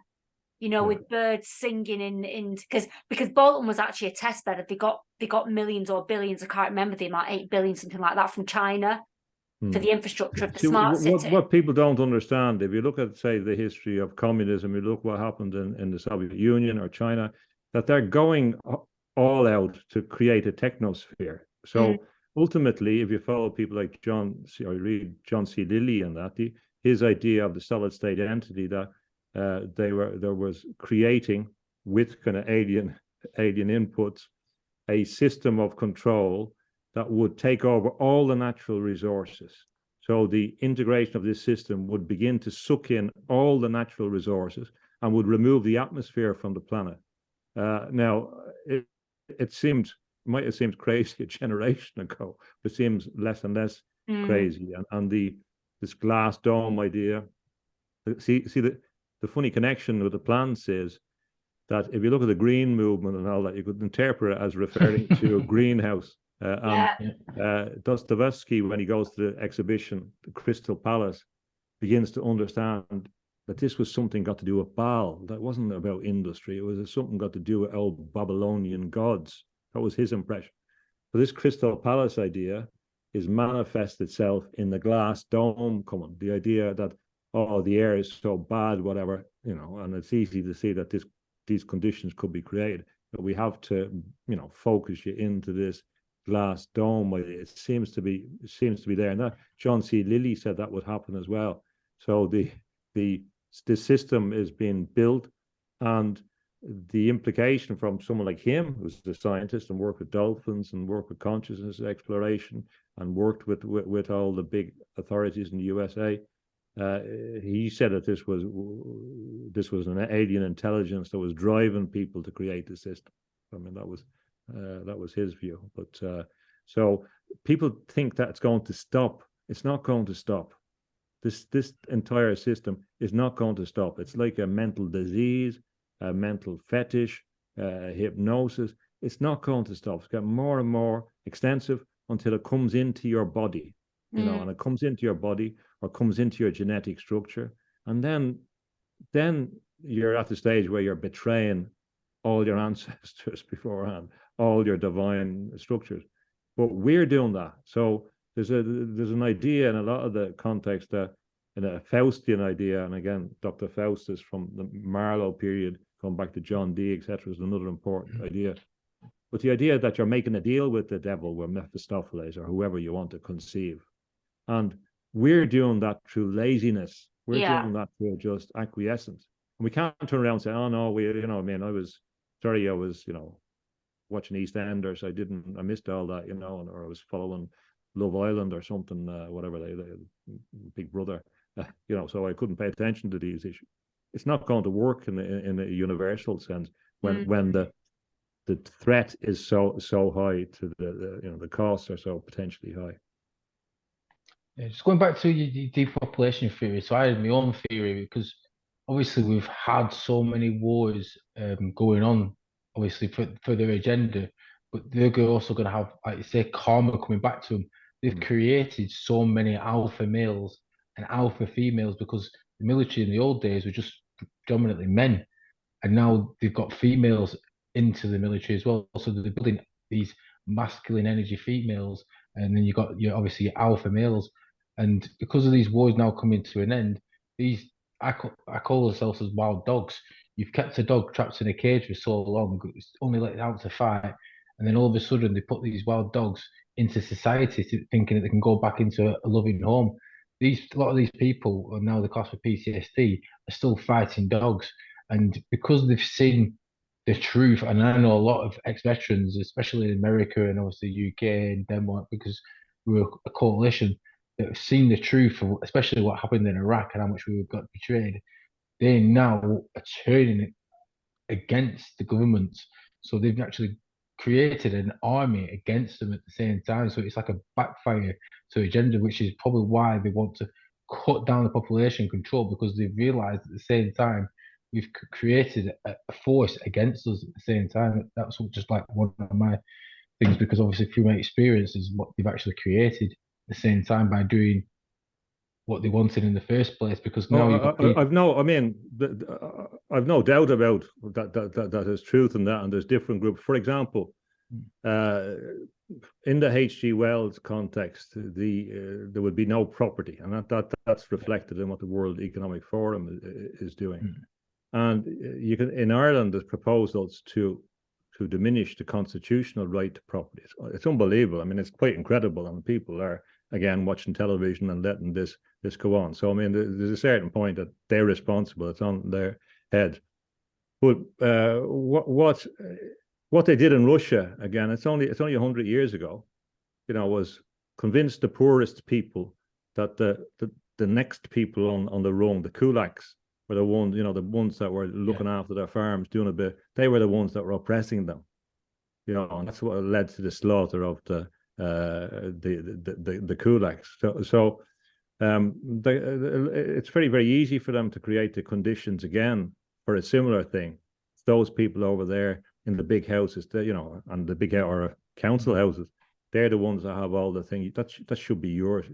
Unfortunately, this is going to happen again, because that's the ethos. Now, the left and the right are indistinguishable. The corporatism and that they've been taken over. There's no one talking about. They don't care about workers or anything. So we have to abandon that. The idea was always that the industrialists would take over everything and manage everything, and that seems to be so. Those old ideas don't work. But when Orwell was criticizing H.G. Wells, Orwell also was a materialist, and when he goes out to fight in the Spanish Civil War as a communist, he's been oppressed by the Stalinists over there. So, but the reason why the solution can't come from there is because there's no spirit in it for them. So he says, oh, well, H.G. Wells' thing won't work because we can appeal to Englishness and decency. There's no such, they don't exist. We might hope for them, but it's not a coherent basis in society. They're just things you might hope for. So the point being that unless we're accepting spiritual dimension to this, which also accepts that there is a principalities in whatever way people conceive them that are influencing this thing, it's not going to be solved. The other thing that the other element that I would add to the overpopulation is that sometimes the overpopulation issue may not be what it seems to be. It may be something more about a sadistic, deliberate attraction to the gore of war. It's hard to get away from that. It's hard to get away that there are, a perverse attraction to things like blood and that in some of these groups. You can't really, and that, unfortunately, what we're facing in the next totalitarian system, which I believe we've moved into, is early stages of a totalitarianism mightn't look that bad. It's only when the system is put in place.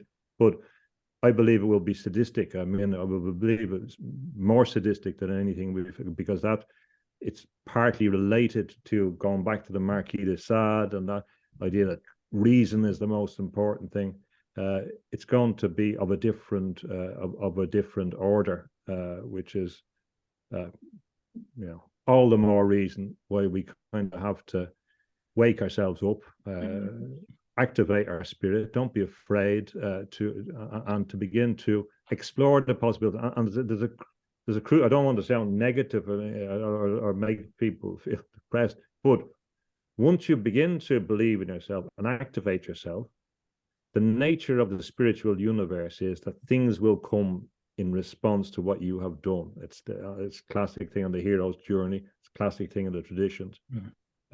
Things will come because you have committed to the spiritual path. So there is a belief element that will bring its own rewards and its own direction and its own sense of meaning when people do it. And as Joe suggested or implied, what we fail to do is to connect.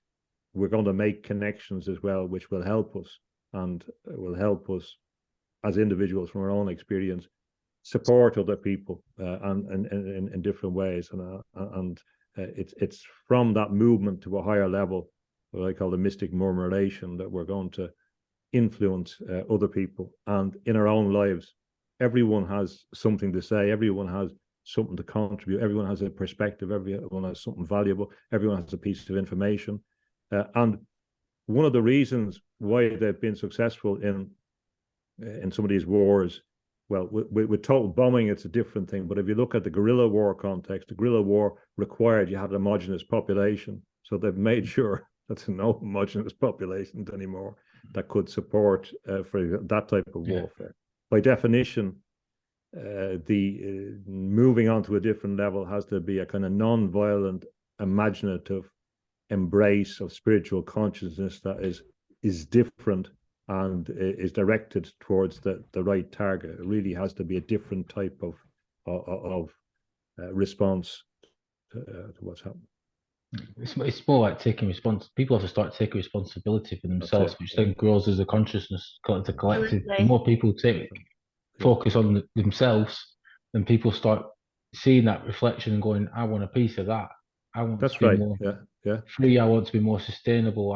It's starting. You see it gradually. That because when I first started doing like foraging and walks and medicine, there was no one about. No one was doing it, and it was only last year.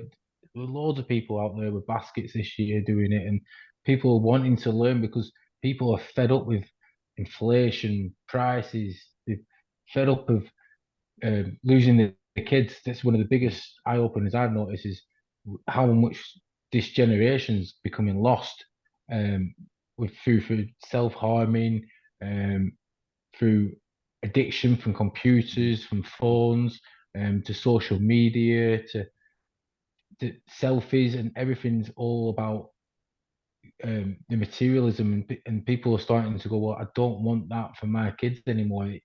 They can see how it's destroying the kids' soul and the spirit of the kids, because it was only like 30-40 years back where you played out all the time, and you broke your leg, you only came home when you were hungry, you were covered in dirt. That's right. Having adventures, and now kids are becoming unhealthy. They're all on medication. You've got iPads from the age of 2 and 3. Yeah. You know. Well, the sad thing is, it's taken 2020 for people to see what. I mean, obviously, I've been on a deeper dive since 2020 because I wanted to know why, but I've been aware of the unjust world for a very long time. Like, I stopped using big pharma medicines. I don't give my animals big pharma medicines, and the vet's the very, very last place that I will go. Same with me with the doctors.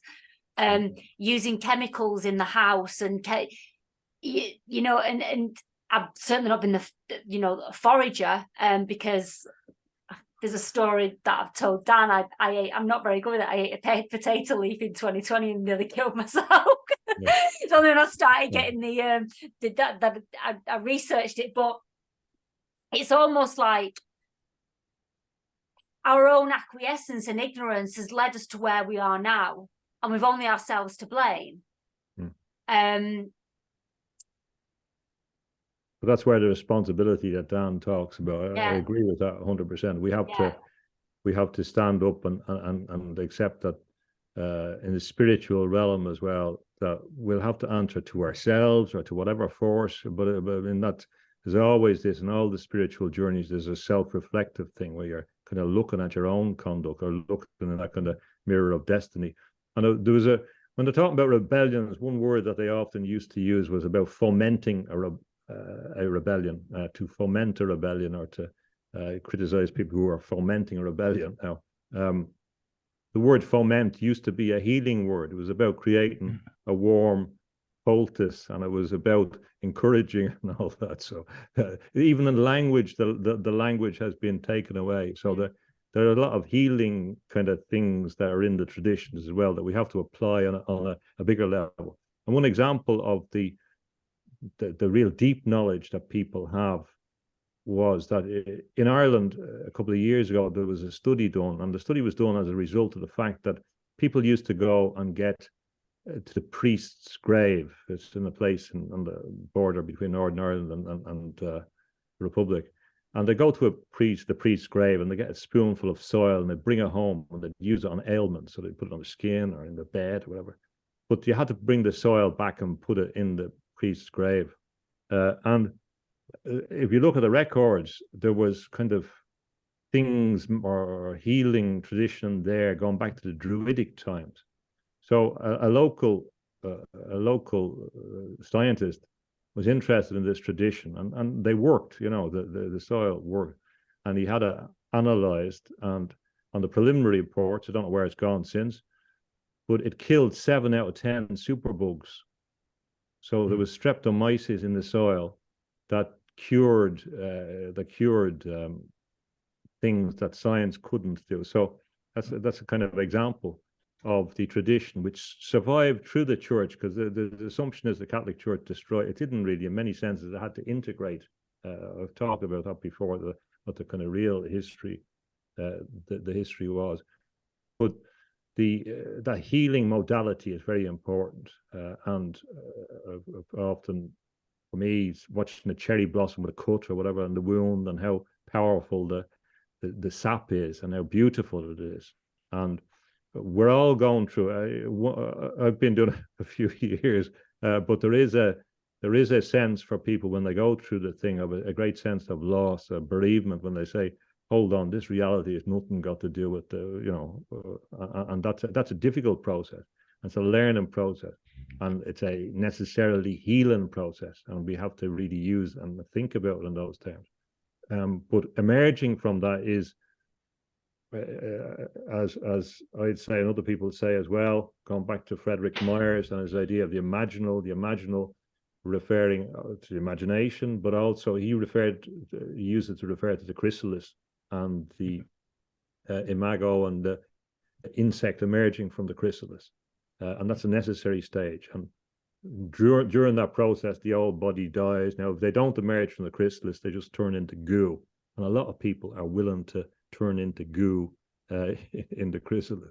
But we're going through a growth phase now. What we have is this spiritual evolution. So the benefit is that we're really going to go to a different level. We're going to have to treat people differently. We're going to have to question the way we interact. We're going to have to improve. We're going to have to up our game, not be so judgmental, be willing to tolerate differences, be willing to, accept. But we have to kind of let go of some things and move up a bit. And so that's the painful process. But it's like the story. It's like the way that there's a famous documentary about the Bushmen of the Kalahari and how they used to trap or how they used to find water in a dry period. I don't know if you've ever seen that, whereby the Bushmen knew that when it got very dry, the only beings that knew where to find the water was the baboons. So the Bushman comes along, and he puts some nuts in a hole in a sandbank in a place where the baboons are looking, and then he leaves it. And they're very curious. So they come along, and the baboon puts his hand in and he gets the nuts. But with his hand around the nuts, he won't let go of it. And they're so stubborn that they won't let go of the nuts. They'll trap themselves rather than let go of the nuts. And that's kind of a kind of metaphor for people holding on to things when it doesn't suit them. So then he comes back and he puts a lead around the baboon's neck and he ties him to a tree and he leaves him with some salt. So the baboon is there. He's nothing to eat. He eats the salt, and then he comes back and he unleashes the baboon, and the baboon runs straight to the water hole that he wouldn't have shown otherwise. It's kind of indigenous knowledge. But a lot of that, we have that same thing. We won't let go of things. We'll hold on to our belief system, or we want the new world. We want everything in it. We want this to be the same, this to be this. Some things are gone, and we're going to have to move on to the next stage. Some battles were lost 40 years ago. I've been watching them happen, and people are coming aware of them, but they were lost a generation ago, and some of them are just dead, really. So we're really going to have to focus on the key things, and that's why I'm focusing on this global totalitarian technological system that's going to seek to assimilate us. Really, that's the central thing. And out of our resistance to that, the space will be created to re-examine the traditional things that we need to protect, and we need to go back and look at. Yeah, definitely. Do you believe that it's going to be two different places in a split? I don't know if you've been aware, like you've got your Fibonacci sequence and there's a Chris code as well. So there's two codes that people call a simulator running alongside each other. And obviously we've been living in the Fibonacci code for so long, and obviously the Chris code, they split off around, it's either this year or next year, and we're meant to move into the Chris code, which is obviously the consciousness code. Obviously people are going to fall further into matter, which is obviously the transhumanism, and obviously people are going to split off more into spirit, getting back with the organic world again, obviously nature, animals regaining that consciousness with organic life, and not with obviously your mineral kingdom going back into metals, where we're actually falling from further away from spirit into more controllable, and obviously people are going to raise up, which is ascending to higher spirit. I mean, I don't know if you've come across any of that. Alvin Toffler talked about the three groups: the Luddites, the people fighting against technology, the people embracing everything about technology, and then the techno rebels that would be able to work with technology but control it and go somewhere in between. But it is that simple. It is people that believe in spiritual consciousness and people that don't. That's what's going to be the division, and it's also going to have to be people who, whatever traditions they come from, have to go a bit further than the tradition, because they all face a common existential enemy, and that's why they have to unite above there. And maybe that's the way it was meant to be, that at some higher level we're able to accept that people come from a particular tradition, but work with them at a higher level and respect them at a higher level, where they're recognizing the common humanity and the common spiritual heritage, and that spiritual heritage has access to the other worlds and also skills within us, that we have to now apply these things that people claim exist. We have to begin to rediscover telepathy and communication and resonance and all those things. And we also have to be... Sorry, James, do you think we can, with all the interference of living under this grid? Yeah, that's going to get a problem. But I still think we have possibilities. But I think the objective of this total system will be to suppress that. But then we can all. There will be a point as well, and this is the apocalypse in the sense of a revelation, that we may even be wanting systems to intervene to destroy these systems. You know, that the system will be vulnerable to solar activity, but also to other intelligences interacting as well. Because in John Lilly's system, there was another force which operated through synchronicity to help us. We're under severe attack as it is. I mean, the humans haven't been subject to this psychic attack really in history. I mean, you might cut their head off or something, but there's something clean about that, but not this psychic kind of torture. Yeah, it was Alice Bailey that said that World War III would be the war on the mind. And Churchill said that the next empire, 1943, the next empire would be the empire of the mind. So they're coming into our nervous system. It's a kind of a D-Day landing in the human body, from everywhere.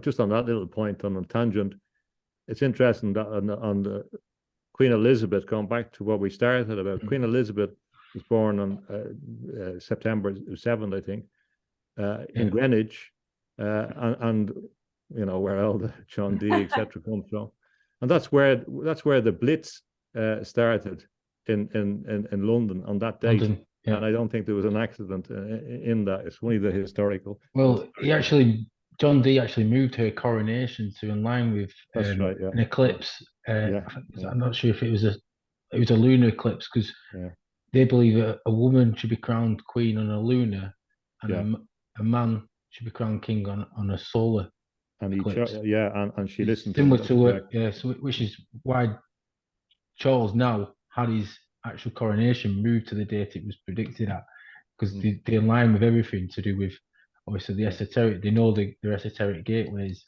They've got to follow the universal principles, which is what John Dee was like massive into, is obviously his astrology stuff, and hence why he became the advisor. And obviously this is again what Francis Bacon was also taught, was obviously the astrological stuff, that how to work with the esoteric timelines, and everything is set in dates for a reason, and they do these things for a reason. Absolutely, no question about that. Absolutely, yeah. The timelines that they have is justification to how they bring things forward as well at the same time. Without if they don't and understanding the subtle energies that we are energies, part of, and we're related to, or we're involved in, and there have been big efforts to kind of again cut that connection to make sure that we don't. And you say about Ireland as well. Ireland, a lot of people don't understand, was a very important spiritual center, and it always has been. And they spent a long time trying to cover that up or break that as well. So in many senses, they have a need to destroy these places because they would be the sources of opposition, because it wouldn't tolerate, in the long run, it wouldn't tolerate an assault on the spirit. So the good thing is now is that we all have a range of experiences that we can share in relation to how these systems impact on everybody. You know, it impacts on all peoples, and that we have to be careful not to be divided and to find our commonality, because I think everyone is victimized by these systems, you know, and that's the positive thing going forward. It's like we know people who are completely trying to get off grid, cut off all technology, but at the same time we can use this to our advantage. Like, just because we know it's become a bad thing, but like you say, people are connecting, sharing information from all over the world. Well, we have the chance, because they can cut that down very quickly. You know, on the list down there goes off. No connection for you. That's right. So why we have the possibility, and in future, when those things go, they'll be going back to old technologies like crystal radios, for example. And they still use them today. So I mean, but people will be rediscovering these alternative technologies and ways of being that can operate. That will have to happen, but we don't have a lot of. We also have to use the technology in order to be able to have countermeasures. The possibilities are very, very important. I've been saying that people and good scientists have to begin to think of countermeasures to the infiltration of the human body, to be able to identify, because people ask me and I say, I don't know, I can't tell you. When they say I have a chip in my head now, they may have, they may not have, there may be, you know, mental problems. I don't know. But if someone does really believe they have something in their head, you know, there should be there are technological ways to identify that. So we can start as well at thinking about countermeasures, or even the countermeasures to the radiation, and to, you know, how that happens, because by definition we're talking about technical means. There's always technical counter means, and I'm sure they've you know, but and alternative systems. So we have to start using our imagination as well, and encouraging people who work in these domains, because I know I have people who listen to me who have worked in Silicon Valley and things like that, and have been involved, you know, and they have found a spiritual path, and they're more critical about what happened, but they also know about these systems and know things. So we have to not put people in boxes, and encourage people by advocacy and persuasion, non-violent, not trying to criticize group, point fingers, have a kind of magnanimous air about it, accept that some people we're going to have a difference with, and try and build a consensus from there that doesn't threaten anybody, but threatens only the system itself. Because that's like they say, they've created these divides with obviously creed, colour, religion. I come from a strong Catholic background. Like, none of my family will have anything to do with it because I don't follow the Catholic religion. So they take offence to that, coming from a strong Catholic background.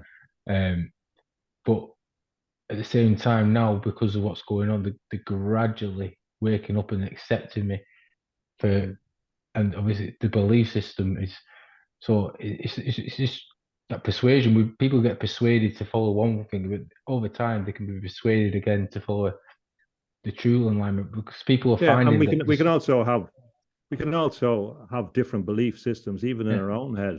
You know, there's no, they don't all have to be this or that or exclusive, or, you know, we can accept that humans are capable of having different equations that work in different ways for them.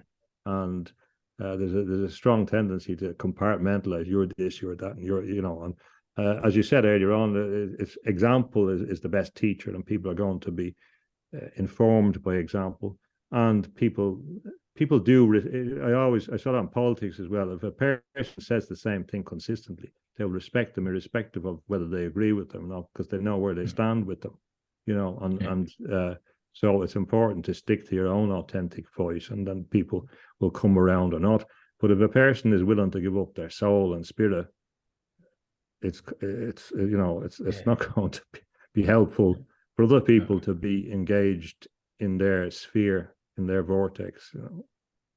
You had a person, didn't you, Joe, that went to the shop and just about to talk about that now. The little local shop in the village near me. She's older than me, in her 50s, and we were talking about my car. My car's quite old, and I said, you know, because I always try and get it in there about this technocratic society that we're going into, and the tracking and everything. And I said, I don't want a new car because I don't want to be tracked. She said, oh, you know what? I'd love a chip.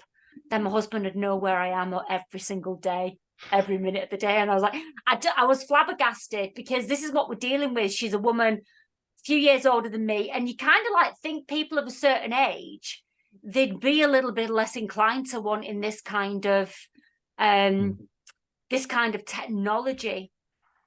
Well, yeah, there's a lot of people that are disposed. I have a few friends as well, and they surprise me sometimes in their disposition towards the technology. That's there. People are going to make choices and do their own ways, and some of it's going to work for some people and not. But so I'm quite disposed to let people do what they want to, you know, and make their own choices. The whole point is that in all these things, you know, we have to stand by our own choices and responsibility. And which was very hard in, you know, 2020, 2021, when family members were obviously taking some kind of medical intervention. And in the end, I just went, you know, it's their choice. We're all on our own journey, and people can make their own choices. Whether I don't tell people. If they ask me, I'll tell, you know, what my opinion is. But and generally, people didn't ask me. You know, it's not fine. Let them, you know.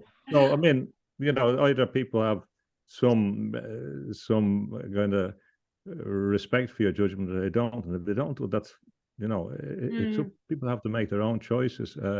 There's a deep thing about people not being able to hear or not being able to listen as well. There's a really deep sense, you know, that people can't hear things, you know, and then they might hear off particular people, but I've been amazed that, you know, there's just a glass barrier, you know. So there's you can lead a horse to water. There's enough people who are kind of going to go through the process, and you're not going to have the energy, you know, for a drowning man's embrace. You just won't be able to do it. So people will give you support when they see that you've moved on to a particular place, and I'm not going to let the people do what they want to. Let them make their own choices, and example and advocacy is going to work or it's not going to work, or self-realization. Because going back to the point you said about, there is a bifurcation, there is a separate path, and I think it's at a much deeper level than people understand. They're making choices about a non-spiritual path and a spiritual path, and you know, I don't believe that you can reject your own being without consequences, you know. So I think that's what happened with a lot of people. Obviously, I was onto this 9 years ago, not a pre-2020 with everyone. They felt that something in the soul didn't sit right, and that's where the shift started to happen, the awakening. People started to realize, oh, what's this funny feeling inside of me? Why something's not sitting right? Yeah, And yeah, it's amazing. that's, That is true. That yeah. a lot of people that did resist the orthodoxy did so from a gut instinct, and it really was that simple for many people. They just knew, and it's been remarkable watching that, and that Yeah, has been learned. even they don't even know why. I see people, like you say, you go cold water swimming, people do it naturally and it's still in that robotic state. They don't understand the benefits of it. They don't know why they're doing it. They're just doing it out of sheer. It's like that the 100th monkey effect. So many people are doing it. They're just doing it, and then they're not consciously why they're doing it. They're just doing it because they realize something inside them it's making them feel better, Yeah. and And it's easing the spirit, easing the soul. I think a lot of people as well have lost their intuition. We've all got intuition, and people have they don't trust their own intuition. No. So, again, that's another disconnection with spirit, isn't it? And with soul, not trusting your own intuition. So when they're being told by the government to go and do something, rather than trusting themselves, they'll go and do something that a complete stranger is telling them. Yeah, I thought about one time I might get around to writing a book, something like 50 ways to say no. And the people, I realized that, well, a number of people said to me over time, so when you say no, you mean no. And, when you really say no, it means no. And a lot of people can't say no. And I mean, really, it's something deep-rooted, a real lack of faith in themselves. So something that they know, but they're not willing to. And C.S. Lewis talked about that in a story called The Inner Ring, where he's saying that most people, 9 out of 10 people, will want to be in the ring, whatever the ring is, in the ring of work or the things, and they'll kind of sacrifice gradually their whole existence for that. They'll become corrupted for that. So the ability to say no, and the habit of saying no. I have a relation, and he's remarkable in being upfront, and this is the way Irish people are not always like that. Swedish people are, so they're very direct. So you kind of know where you stand quicker, and it's kind of liberating in another sense as well. But the same thing about when a person people says find it rude because of that, don't they? Yeah. There's a balance to be had, but I've kind of changed, the swings and roundabouts. But I like when I ask a person and I know where they stand, and even if it's not the answer that I want to do, if I know they're giving me an authentic answer, I'm happy with that. Well, you can trust those people more because you know that that's right. Honesty is it really creates trust. Yeah, but the no and the yes. So when they say the yes, or I suppose, oh well, I didn't really want to do that, but it would be a that kind of thing. So I think being able to say no, and that's the essence.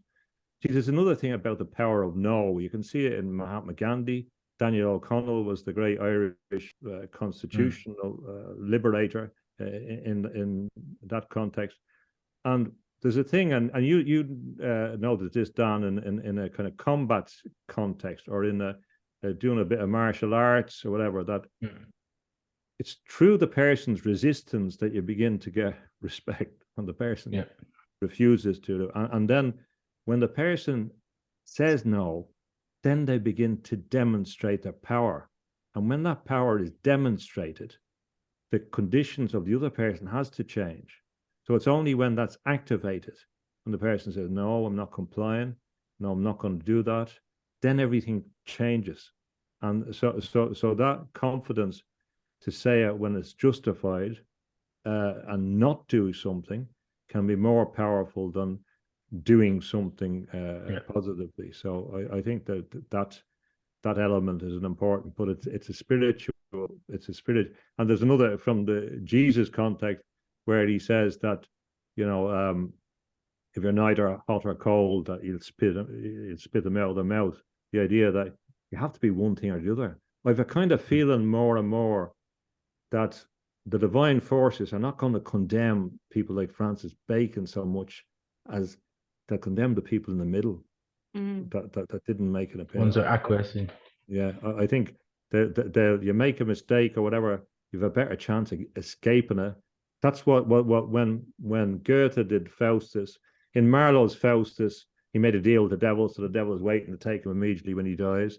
In Goethe's Faustus, he changes it. There's a bit of redemption for Faustus because of, but the in between bit, the acquiescence, trying to please everybody. That's a thing that in the spiritual traditions they don't like, and it's not a good thing to do. So we all get things wrong, got plenty of things wrong, but the conviction and the desire to be honest or is an important thing, whether you come up right or wrong on the thing. The in between bit is the no man's land. That's it's almost like the society, this snowflake society that again has been indoctrinated into us. We're so frightened of speaking our truth because we're so frightened of upsetting other people, because it's like you say, we want to be in this ring, we want to be part of a pack, and those that step out of that pack are ostracized. Oh yeah.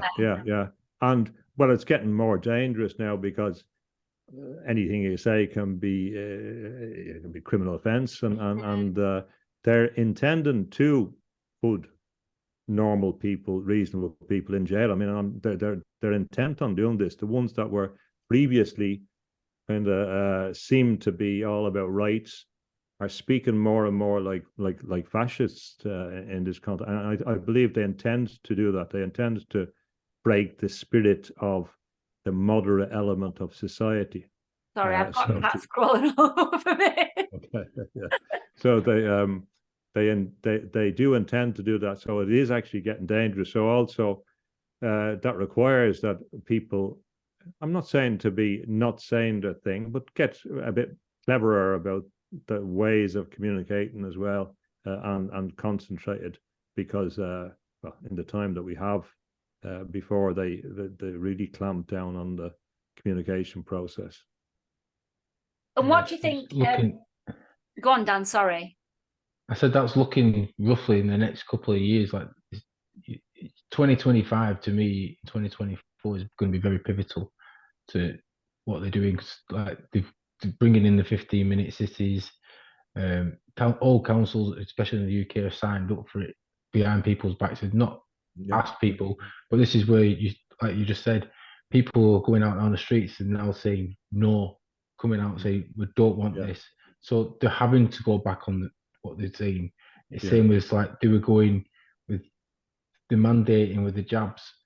Everyone, my missus lost her job. She works as a nurse at NHS. She stuck by her guns and said no. Now they're asking for everyone to come back because it's that again, the power of no being in the black sheep. The only thing I'd say is a lot of alternative voices. I've heard a lot, I'm not saying you, but a lot of alternative voices seem to believe that they've been weakened or that the forces are in some way, failing, or things haven't gone their way. Everything has gone their way.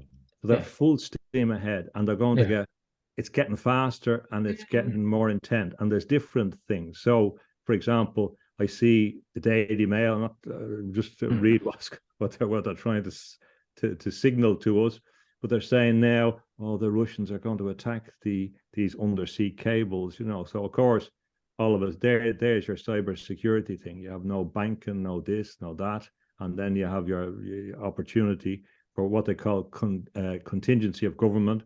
I did a prediction last year that we're going to hear about contingency of government on the Paul Check show, and within a month, the British government talked about contingency of government. And what that means is really a military takeover. They planned it in the United States during the September 11. They set up the system.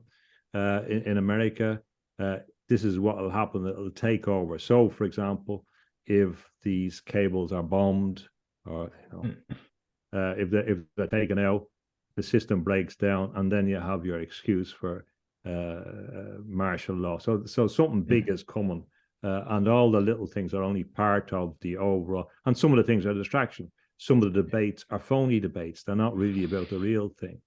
People are dragged into things which are not really on the Yeah, agenda at you've all. got the debt ceiling now, which is quite, everyone's thinking, oh, it's going to be great. The bank's going to crash, the Fed Reserve's going to crash, but they're not thinking this is another implementation that they're doing to bring in the digital currency. Yeah. Of course, yeah. The timing's perfect. Even with our swap, we've just changed heirs to the throne, so we've got to change the whole currency. Everything is in alignment perfectly for that next role of bringing in one world currency, one digitalized currency. Yeah, which moves into your body then and uses the human body, and then you're in the system. Then you're part of the system, and then people thinking it's a good thing, but they're not looking at a from 4,000 feet above, looking at the bird's eye view of what this is actually all in process. It's same with Biden and Boris Johnson. All the actors that they put in are all their purpose. Like, they know the puppets because they're there to distract everyone from what's actually going on behind the scenes. Like these people, like the Rosa, like even from John Dee to Francis Bacon, the magicians, the illusionists, they play. This is the whole point. They play tricks and illusions to the whole masses, and this is what people keep falling for over and over. And you had Cameron and Johnson, the Bullington Club, and same as the two guys in America, the Skull and Bones, the equivalent thing. It's Tweedledum, Tweedledee. So we know all those things are clear. But once people begin to understand that this is moving into the human body, that these systems are to create the dependency, so you have to, in order to operate, be part of the system physically. Your spirituality is gone. If some foreign alien force can come into your body, then everything is gone, especially when you're dealing with artificial intelligence and algorithms that can interpret you, or so we're at that point of no or Rubicon. So we really have to decide on that. So it is that important, and that's the motivation for us to really kind of evolve spiritually. I mean, that's the key answer. I know it sounds vague, but that's what it is. Definitely. So what are your thoughts of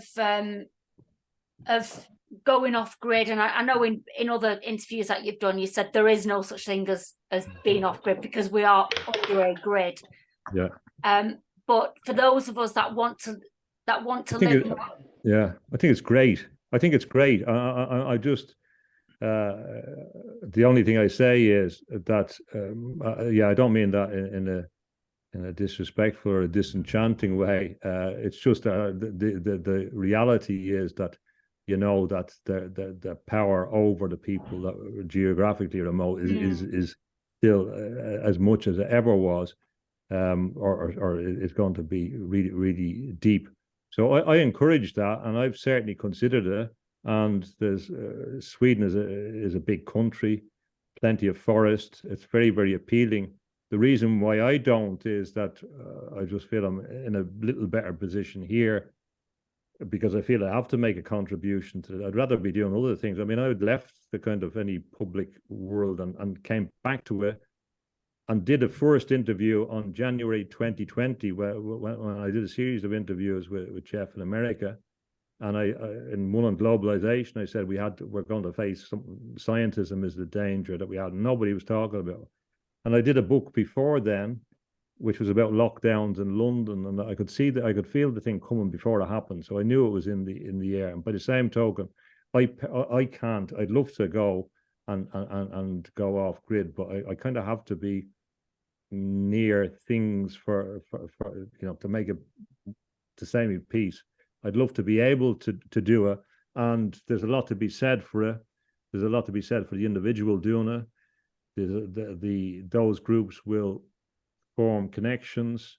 There's still possibilities. I may do it myself, although the timing is not right. I think it's fantastic, but I wouldn't underestimate they're going to come after the off. That has to be, but they're coming after everybody, so it doesn't make any difference. So it's just a caution. My belief is according with the plans, is that they'll seek through regulation to make it very, very difficult for Well, they're already anybody. doing that. Me and my friend have because- gone through like some of the regulation today, and it's like it's nigh on impossible. Yeah, You know, they're trying to do that. So, but I'm not saying that in any discouraging way. Most of the people that I know that are involved in a spiritual resistance have gone off grid or have made themselves as self-sufficient as they can. It was always a dream of mine, because I mean that's what the family would have done at early stages in Ireland, and survived the famine and things like that. You know, and you know they've. Which was not in the most difficult place, etc. So we've all seen things. I think it's great.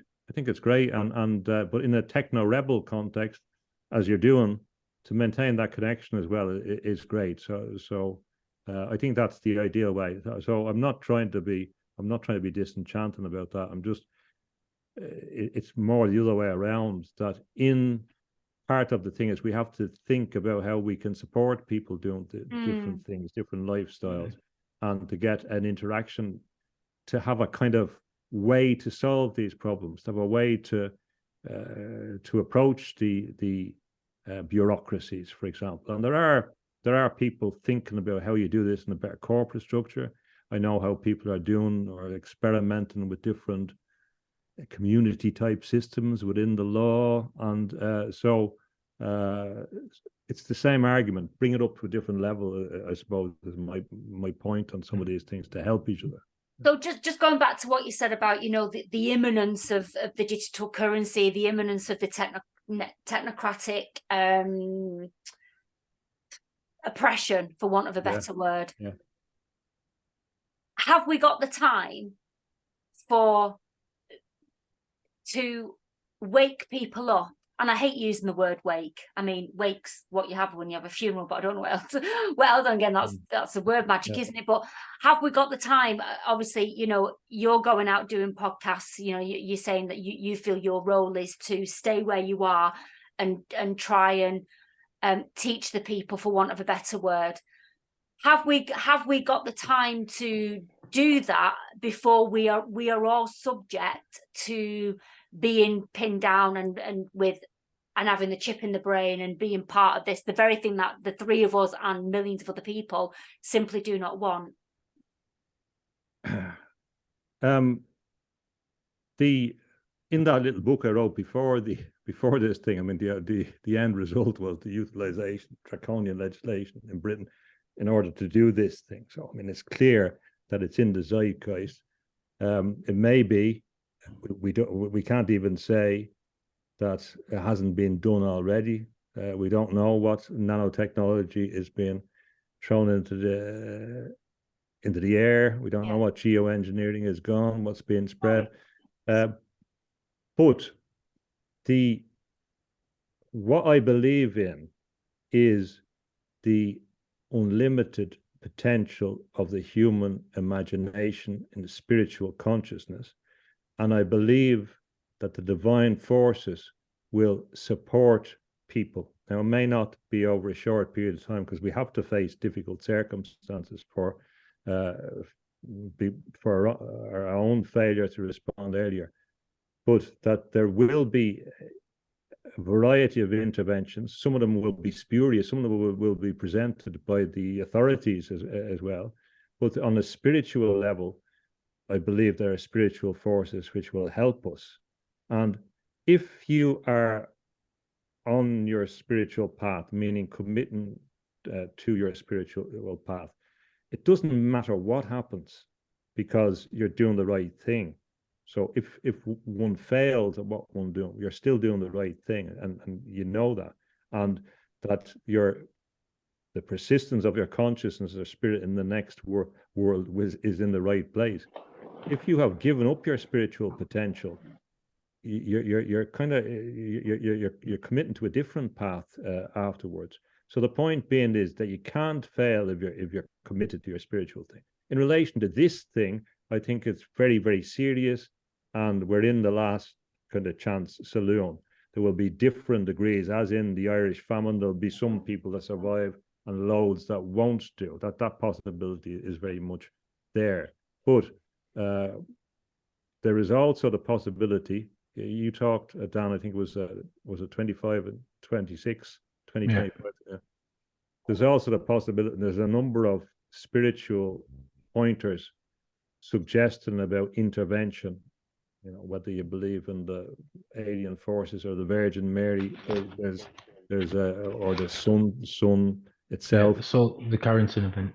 Yeah, there's a very strong indication that if, of course, and with the sun, it would be the ideal way to destroy a system like this.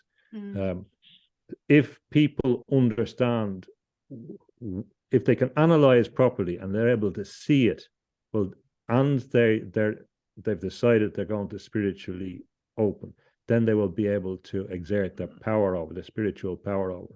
Because as a network grows, what I call the mystic murmuration, they will have more contact with the relatively small forces that drive it.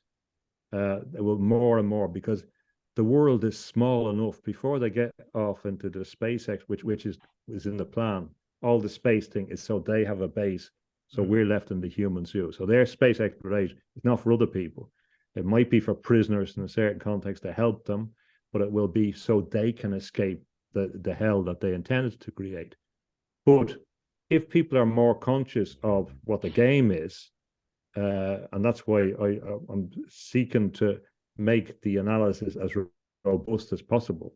If it's as robust as possible, then what happens is predictable, and also the anticipation of it is predictable, and our response can begin to guide itself. So I'm hopeful that there will be an evolution of the human race in general, but it doesn't mean that it's going to be a big thing. It doesn't mean that there is in the traditions a sense that there will be a big choice coming, like in this thing. There's a choice that you get the opportunity to make a choice. It's there in all the choices, even with the devil.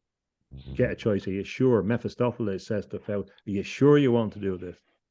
And it's when you are sure that you want to make the deal with the devil, you're in trouble. But we have the possibilities of the divine intervention. It's always there. In John C. Lilly, it was this force which is trying to help us. Whether you want to see it as an alien force or a higher spiritual force, they're there. We have to believe in them. In a number of traditions, it's the Saint Michael or Michael the Archangel force. Even I was talking recently about Orson Welles, an interesting character, but when he makes the Macbeth film, which is a dark film about power, in his film, he inserted, in 1948, although he wasn't religious, a holy man who makes the prayer to Saint Michael. It's quite interesting, because some of these figures believed in these forces as well. The Michael tradition is a clear one in Britain and Ireland, same as Bridget, as the pagan goddess and the saint. Pagan goddess, yeah. Yeah. So all these possibilities are there, and we have to begin to utilize the range of spiritual powers. I'm not saying we're not going to have a grim time. I think at this stage there's a bill to pay, and I think we may see terrible things in our life. We just have to kind of accept that that's the way it is. I mean, you were going to your war zone. You knew there was terrible things.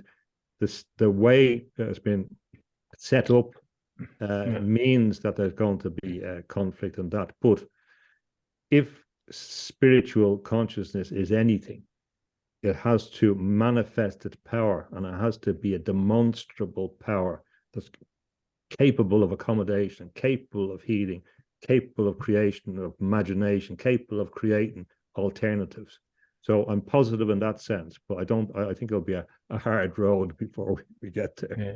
It's like, just touching what you're saying, it's all literally down to free will, because we've been forced by choice. We still have that free will, which still connects us into a spirit, which goes against the on about. And it's interesting you bring up about Michael, because if you look at St. Michael's ley line, which obviously runs through Ireland, Stonehenge, through Paris, like they even put the inverted pyramid, the Louvre, which is also on St. Michael's Line.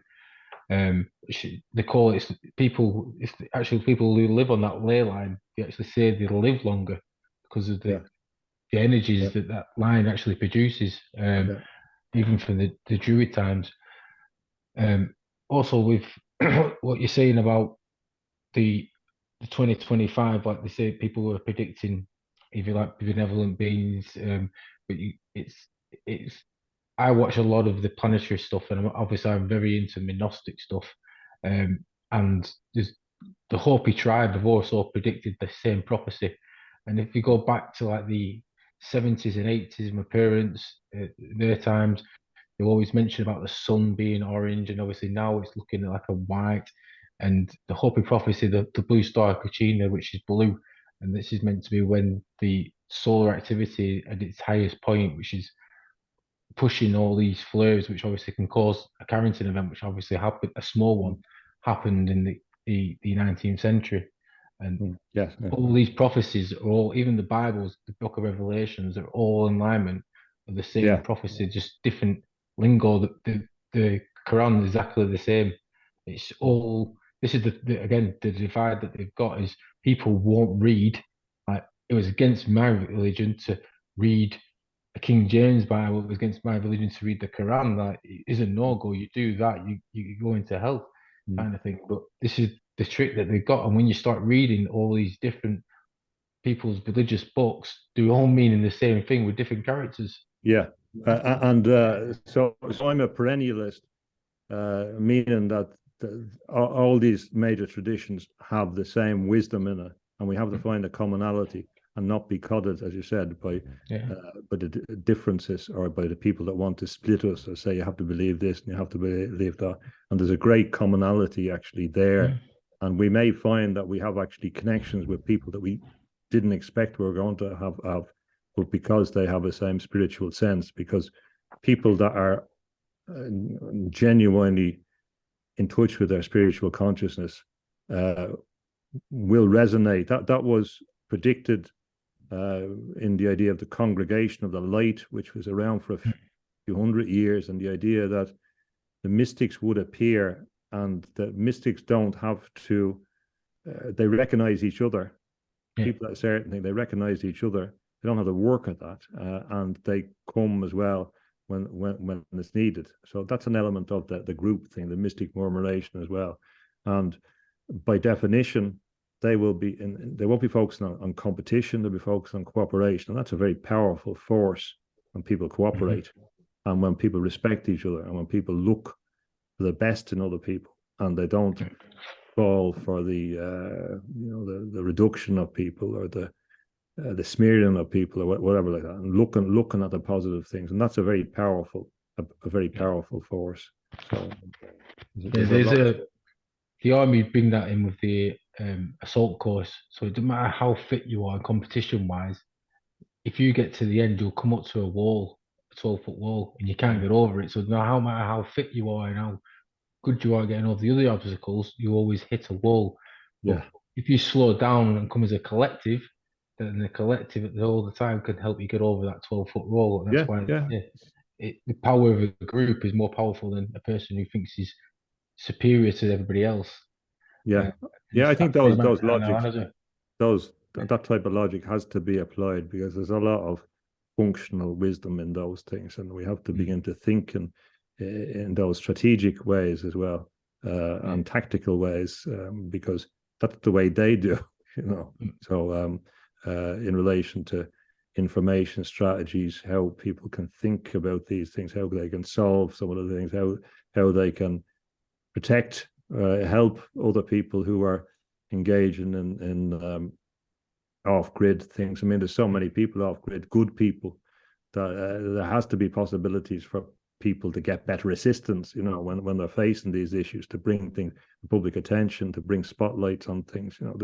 We have to be able to kind of help people that are doing the good stuff, and I can see a lot of that's happening. It's definitely happening in a range of contexts. There's, like I said, since 2020, like before that, obviously, people who have been onto the agenda for quite a while felt quite alone, very hermits, become separated from society. And obviously, with this people now waking up, even just one thing with the jabs, it's got to moving on to other things. And yeah, there's a lot of misinformation and distruths, which is discredit what the movement is, which is again what they've done, which is again what did they call it? Plants, the CIA plant things to cause these problems and diversions. But this, you can, like I say, we can see the progression that people are making to go backwards, to move forward into what they call the golden age, the crystallized form, which is obviously again the Bible again talks about it. You've got to go through your 33 steps of Jacob's ladder to reach the land of Peniel, which is your pineal gland. It's activating full consciousness and being able to look beyond everything else and work, even things that you don't agree with, but working together with people you would never come across before or even be friends before. This whole journey for me, I've been talking to strangers now for the last 3 years, and I've had a stronger bond and connection with these strangers than my own bloodline. And this is the thing where people, like you say, they're finding their own tribe, their own consciousness are all connecting as one because we realize that we're all in this together and we all feel the same hurt, we feel the same pain, we all feel the same uneasiness. And this is where everyone's now got to take. It's like again, it's like a gamble, and people are going to have to start taking these gambles to build what they hope for the future, not just for us, because people do look at it as a selfish thing. This is for us, but we've got to do it for future generations as well, the ones that are going to be living in this world, like the ones that are passing through. It's the ones that are going to be left behind to live these new generations. Like, what do we want for the next generations if there is going to be a next generation with all this predictions and prophecies where people are going to be moving on to the next levels or people are going to be moving down to lower levels. Yeah, that's absolutely right. The same as the seventh generation one with the indigenous people in North America. It's all saying the same thing. We have to unite, move up a level. Not everyone's going to move up a level. You can't do it for them. There has to be their own initiation. There has to be their own crossing of that barrier for themselves.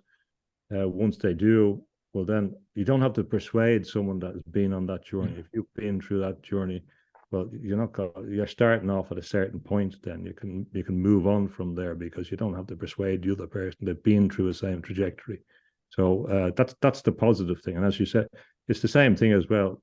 That's what I believe that quotation from the gospel is about your family, and you may have to leave your family. It's in many ways your family may be leaving you. I'm not talking my family, but that sense that your alignment has to be to people that are committed to things that are central to your own life, and if spirit is there, you're not going to be able to align over a long period, and especially now with people that don't want to, if they're happy with the material world, that's great, and if they're happy with that's grand. But yeah, I agree with that, and that's the movement that's happening, the positive thing. So I never want to sound actually despondent. I want to be realistic about what identifying the challenge is. It doesn't help anyone to underestimate what we're facing, but that's not in a way that's despairing about our possibilities or potential at all. But that's one of the reasons why I wanted you to come on my channel, even though I have a very, very small viewing, or somebody who may, let's say, an old friends of mine who may not listen to me, but they'll listen to you because of your background, and you know what you're talking about. Me, I'm not executing this very well, but it's reaching people who would not take somebody like not take somebody like me seriously about what's going on, because I'm just Joe who's into horses and an old friend or whatever. So and even Dan as well, having Dan and you on, because you speak with such knowledge and authority, and you understand it, and what you've researched, having you on might just wake them up that little bit. Wow, this is actually happening, and we do need to. Well, I'm very there's loads of people who won't listen to me as well, but yes, I agree that different voices, and coming from a legal background, the whole thing for me is about evidence. What's the evidence? What point to nothing that's, and I try and avoid undue speculation and point to the evidence. So, for example, if people look at what H.G. Wells has written, if they look at The Shape of Things to Come, if they look at the Open Conspiracy, if they look at The New World, a lot of these are free now. They're out of copyright. You can read them on the internet. There's no difficulty for most people, or they can get them in the library.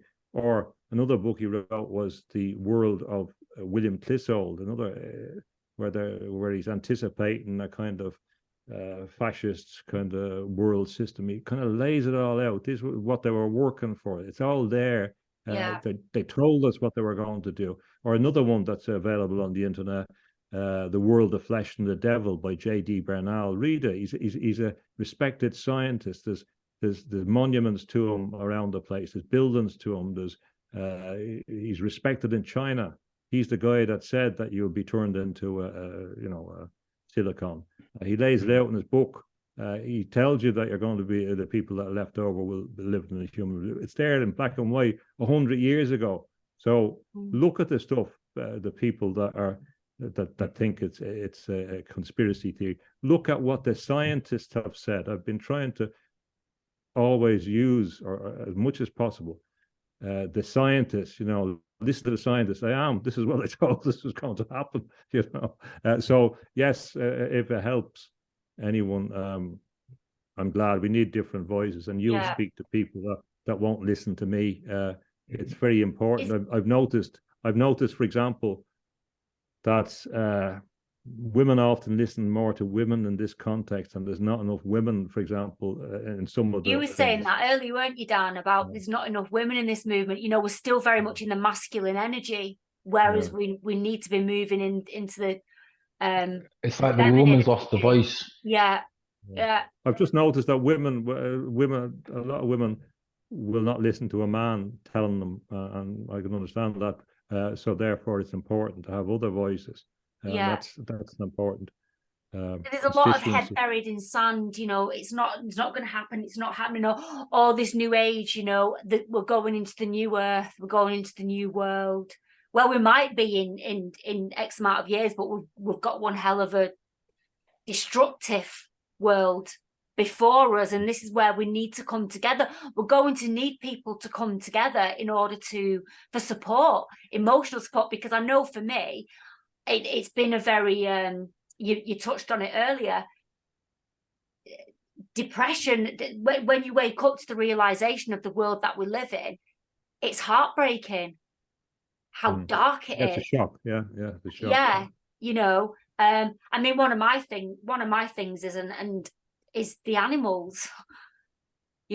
What's going to happen to the animals? Because as you know, you can see, I've got 2 cats here, and Dan's getting some kittens, and it's just, oh my God, the animals. And that's where the emotional part of me comes out through this movement.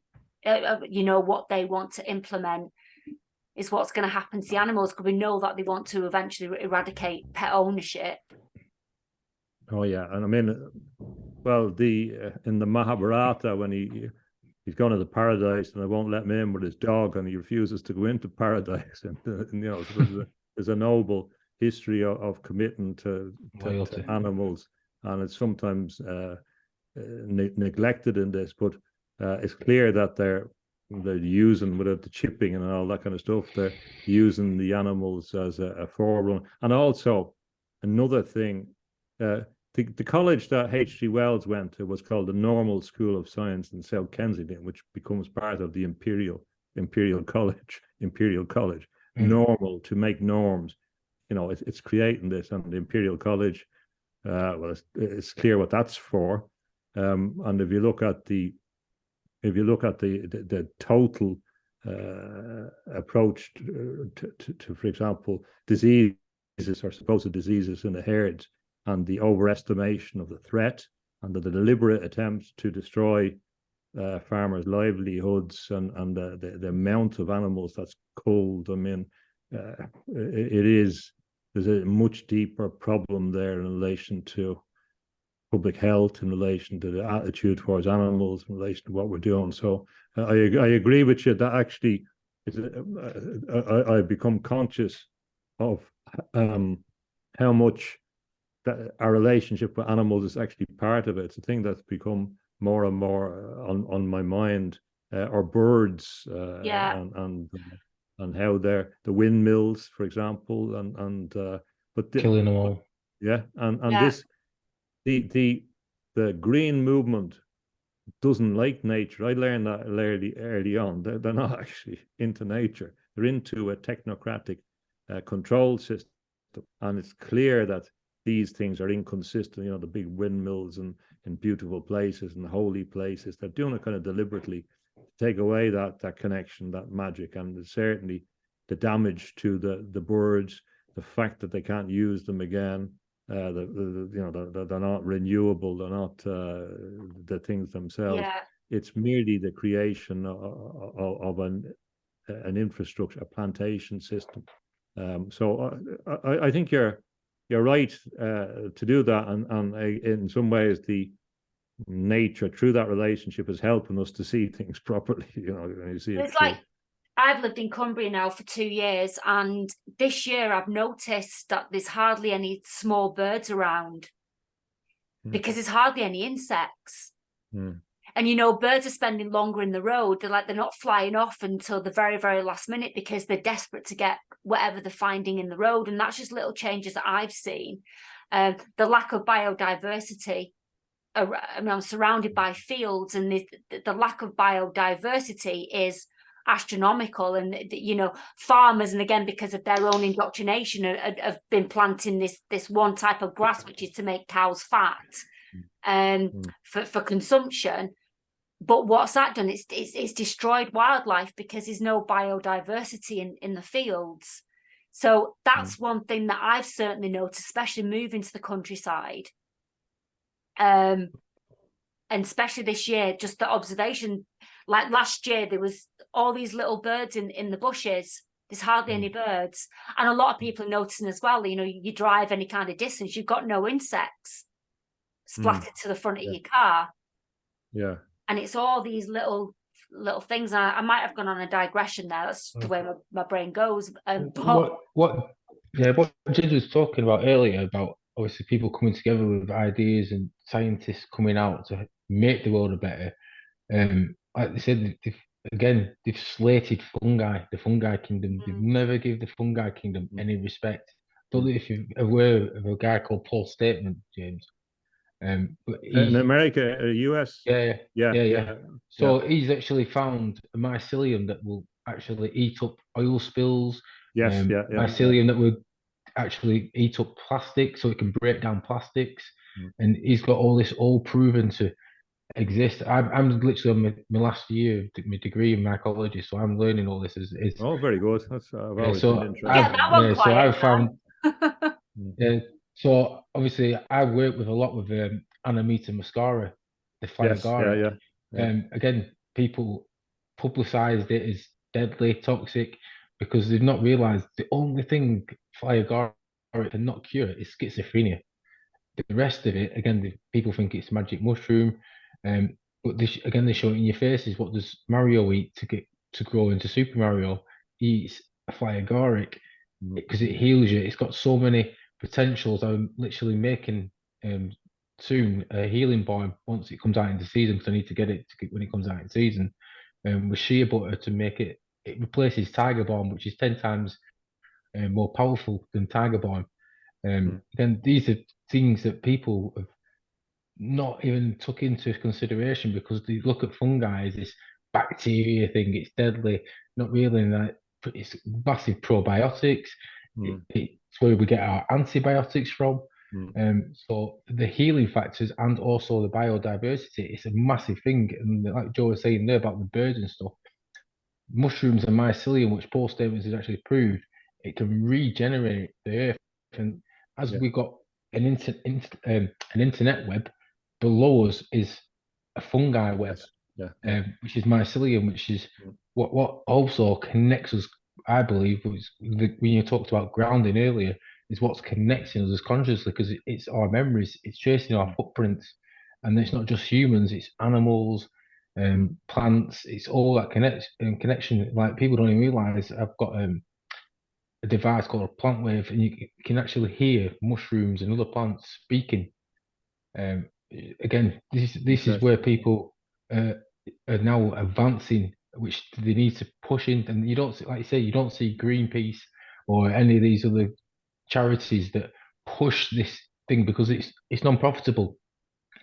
And also doesn't fit the technocratic agenda that they want. And I mean, I have used mycelium many times in relation to another description of information systems, and Sweden is very rich on mushrooms. They're massive on the Amanita. Quite incredible.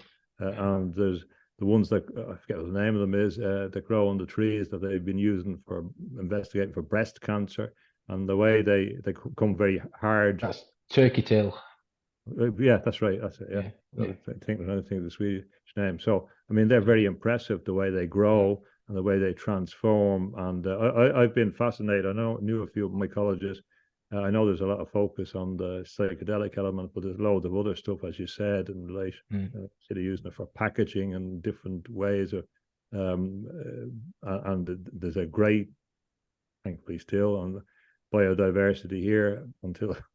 We don't know what will happen in the future, but the richness and the tradition and the power of those things. So I have great belief in those things. They're in all the myths, they're in all the stories, they're in all the traditions here, and there's a great need to reactivate and to bring the benefits of Francis Bacon's inductive method as well as the tradition. So I think that's a fantastic too, and I've no doubt that there is traditional environmental knowledge that will help us in this, and even in relation to some of these issues about radiation, and that there's going to be, as we know about in Chernobyl and the various things that are growing there. So I have a lot of faith in that. So I'm glad to hear that you're doing something useful like that. It sounds like a very good thing to do. That's what one of my, obviously, whenever I have my spiritual path, that was one of my things. It was the mushroom that literally saved my life. Not the magic mushroom, but Amanita. That was pretty much, I was in a bad place with PTSD, and obviously I felt alone. And when I was telling people the actual home truths about the military and stuff, they were just like, no, you've lost it. You need to be sectioned. And it went till I built the relationship with Amanita Muscara. Again, the church know about it. It's in a lot of church books, and even the Pope's stained glass window has got the Amanita Muscara. And realizing how it brings out, they call it your inner child, creativity, building that relationship again. And that's what the Amanita does. It helps create your lucid dreaming, put you into your sleep state to amplify, obviously, your spiritual side, which is, people don't realize when you're dreaming, that is when you're in your esoteric realms. And obviously this is where people who have visions, clairvoyancy, is all through you dreaming. And again, there's a funny thing. I wonder as well, when you're walking in the woods, you must get whatever spores or some kind of contact with some of these things. I was walking up in the woods one day, and I came back, and I was on the bed. Now, I think there are things in the air as well that affect you. There must be, don't know how, but there must be. And I was just lying on the bed, and I could see this little fella on my chest. It's very strange. It was kind of, in your spiritual vision. And he looked like he was. He looked like he'd woke up on a mountain or something and didn't know where he was. And a little fella, and I was thinking, oh, gee, I didn't want to grab his attention or whatever. I said, oh, I hope that disappears or whatever. And I was thinking, because we have all this this connection, of course, as you know well, about the legends and the stories and the connection with the little people and the things, I was very conscious that even in that environment, your aptitude and your possibilities open up, because these things are obviously working on you as well, even without having the knowledge and the ability to utilize them in a forensic way. But I was saying, well, where did this fella come from? Where did my perception of him come from? There's certainly a connection with the other dimensions in there. So it's good. But it's good to hear people that have studied it, because I mean, there's a lot of people that want a quick fix and don't know what they're doing. And I've always distinguished between people that know what they're doing and have an education. And you know, people die here from picking, and as Joe has mentioned, it's a big problem that people don't know what they're doing, and they get liver damage, etc., like that. So it's a highly skilled technical endeavor. It's alchemist. yeah, but it's very, very highly skilled. So it's kind of why I'm cautious about some people that have no education. You know, fools rush in where angels fear to tread. So I respect it when it's done in that spirit that you're doing, with spiritual consciousness. It's same with the Irish plant hawthorn. Again, if people don't, traditional Irish people understand hawthorn, the power of hawthorn, and not realizing that the tea again helps you lucid dream, which obviously connects you to spirit, which is again to consciousness. Even when the flowers come out, smelling it, it releases pure serotonin into your brain, which obviously creates that happiness. Hence why the Irish folk, when it's this time of year, love the hawthorn, and they're in the happy mood and singing the songs. And it's all again, it's that relationship with plants, and people need to learn that again. Absolutely, and the power that they exert over you, and as Joe was mentioned about me talking or my feeling about talk, when I was with the Native Americans in Canada years ago, one of them said to me, I want you to go out, that's your tree, the cedar tree, and sit under that and see what the tree says to you. You know, so it's cold and snow. So I went out and I kind of sat down and I came back and she said, well, what does it say? And I said, it said that you should go and talk on the radio. And she didn't, it wasn't kind of mystical enough, but funny enough, I think it probably, there was something in it, you know, and the strange how something like that could come true, whether you want to attribute it to as unconscious, subconscious, or the thing itself.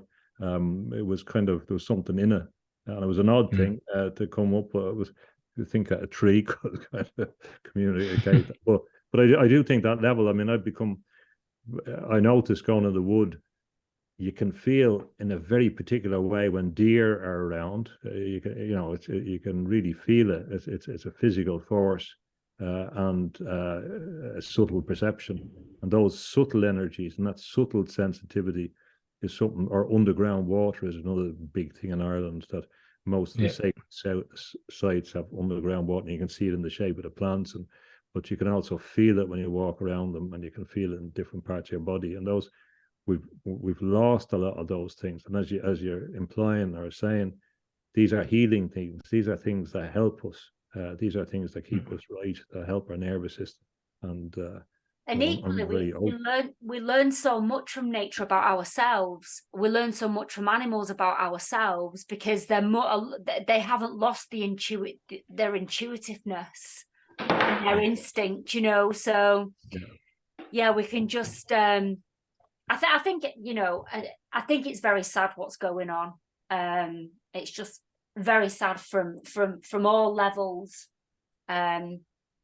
But look at things as a positive, Joe. I know, but I, you know, I look around me and I look at the beautiful countryside and my animals and stuff, and that's what saddens me. Just, and the ignorance of the people, it saddens me that it's, you know, people just seem to be just sleepwalking into this technocratic world, and with no idea of the consequences. There's related to that, I was listening to a kind of well-known transhumanist recently, and it was quite clear that their they're just against biology.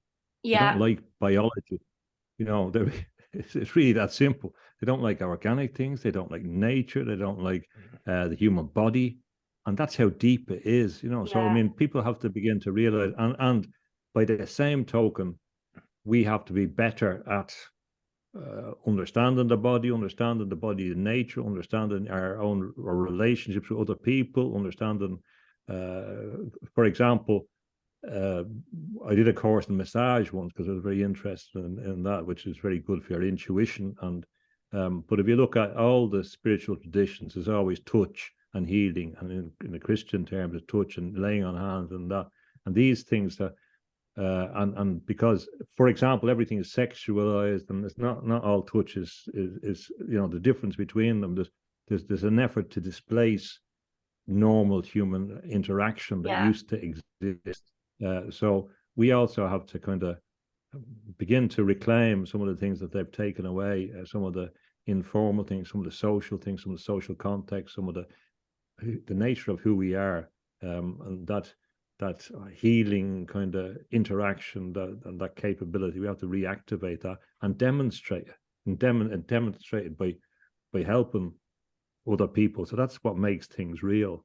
And as you said, when people are hurting in different contexts, if they're going through a change, because it's, as you said, people don't want the world to be different than what they're told, because it's easier. And a lot of it's painful, but that's also the pain of the new birth, or the escape from the goo. Well, I've never given birth, but I believe it's really painful. So I guess that's what birthing is, isn't it? It's painful. Yeah, the spiritual thing, or coming out of the chrysalis, or whatever the way it is. So that process of moving on to a different level, that's just. I think we have to embrace those challenges, embrace that the possibilities, and learn and inform each other. And your mycology will bring a different perspective at a different level, or insights from those networks, for example, will help in understanding other problems, and we begin to get symbiosis and interconnection. And so there's a lot of things to be positive I try about. and pass it all on for free, just for energy, because I'd rather people learn things so it helps them benefit and gives them more responsibility than me just giving these medicines out. If I teach people how to do these alchemy, as they say in the old days, it literally helps them grow at the same time. And obviously it's that trust as well. When someone's made something, obviously I used to jump out of planes. It's more scarier to jump out of a plane with someone who's in charge of the parachute than it is with you being in charge of your parachute. I didn't mind it when I did it. Someone who knew more than me, but no, I understand what you mean. Because when someone else has packed the parachute and they're in charge of the parachute, it's more nerve-wracking than you packing your own parachute and you jumping out of the plane. Yeah, it depends who's doing it. Yeah, I was going to say, I don't think I'd trust myself. Dan's actually coming. Dan's coming over to see me, aren't you, on Wednesday? And I've got a couple of friends coming over, and we're going foraging. That's fantastic. Yeah, no, it's one thing I was very interested at one stage, and it's again one of these paths you could go down, because it's a total path, and it's a total way of seeing the world. So it's a great thing. It's a fantastic skill to have. So I'll have to improve my knowledge sometimes, especially if we're going out in the wood. Well, that's the thing. I've got clivers in my glass of water here. But I picked some, I'm pretty sure it was cow parsley, but my horse was there eating cow parsley, and I took a bit, and I'm like, I don't trust it. I don't know if it's going to kill me or not. It's because you've got hemlock and you've got cow parsley, which are very, very similar looking plants. And even though my horse was chomping on the cow parsley, so I knew that it was safe to eat, there was this still very small part of me that was just like, I'm not too sure, and I'm not ready to die yet from poisoning. But yeah, there's an awful lot to learn. there's yeah, it becomes very overwhelming, and yeah. Hopefully, Have you got Dan's anything? And say, have you got anything else to cover, James? No, we covered a lot of ground. We're starting to summarize. What I'd say to anybody who's trying to understand where we are now is that you can't understand it on its own terms. You're too close to it. You have to look at it in a historical trajectory. The particular historical trajectory I'd recommend in relation to the simplest explanation, which really explains it, is to go back to look at people like Francis Bacon as developed later on through the idea of science, the identification of what a scientist is in 1833, William Whewell, to a generation later when Huxley comes along after Darwin, to H.G. Wells and the totality of the work of H.G. Wells, which explains what the New World Order is, which aims to implement a system that was developed in France, was proposed by people like Henri de Saint-Simon, which was about a kind of technocratic society run by science, an ideal society, utopian society run by an elite, which has gained through the process of eugenics an idea that they can alter the human body, which has morphed into an idea of total control through assimilation of the individual into a network, which has been behind the growth of the telecommunication system, built on the imperial systems of communication, sea cables. It's all there. It's all there in the military plans for automated battlefield, for changing the figure, for doing away with morality, for doing away with religion, doing away with family. It's all there. They've explained where we're going to. So at this stage, there's so much evidence from people like the World Economic Forum on this historical trajectory, doing exactly what these guys said they were going to do 100 years ago. It's all there. It's in your face. They're putting it in your face. They're putting it in your face deliberately, telling you you're a hackable animal. And when you act like a hackable animal, you will become that. And they mean hackable in the two senses of the word, unfortunately. So we really better get off our arses as well and look at what's out there. Now, if you bother to look at any of the stuff, or bother to look at the history, the evidence, if you bother to look at the evidence, and then you say, well, I don't believe, I don't care, I'm not interested, great, that's fine, but don't say then that you didn't make the choice. So they are making a choice. So this New World Order, long pedigree, look at it, it's all there. There's simple access to the kind of idea that explains it. They've been working on it. They've been diligent, left wing and right wing, extremists, materialists. They've all been working on it. They've been working when you slept. So that's fine. You make your bed and pays your money and takes your chances. So that's all I'd say. Is look at the evidence and make your own mind up. And I think I'd encourage people, obviously, to go to a different level and to accept their spirituality and to resist it. But that's really up to them. I think when they do, it may be painful, but there's nothing more painful than living in an illusion in the long run. And it could be much more painful. And that's where the joke is on us, isn't it? You know, they've told us in all these books, like, you know, you read C.S. Lewis, which, correct me if I'm wrong, I'm pretty sure, but C.S. Lewis was the Lion, the Witch and the Wardrobe. Is that C.S.? Yeah. So you read all these books as kids. I read 1984 as a kid. You know, you've got all these things in plain sight, and yet people still say, don't believe it. Sorry, Dan, for interrupting then. Yeah, so I was going to say, for those who don't understand the soul and spirit, ask yourself something in your question, in your head. If you can hear your own voice in your head, who are you talking to? And like I say, if you close your eyes and you can see your future, you can also see your past. So what is that can see your future, you can see your past? What is that you can hear inside, but it's got no ears? So this is the question when people don't understand and think there's no such thing as spirit or soul. If you can hear a voice inside your head, what you're communicating with, because that thing inside your head can see your future, it can see your past, and it can also hear and speak at the same time, so without using any of your senses. is sort of a I perfect don't know. example of what I soul think and those spirit is. serial killers that can hear the voices in their head, all they'll say is their soul. That's different. I'm asking when you say, like, for example, if I say a word in your head, you can hear yourself saying that word in your head without actually saying it. Yeah. And that's what you're communicating with. That's to prove that you are got a higher consciousness, that you've got something there that's looking through this whole avatar that's in front of us, that's giving this perception of this reality.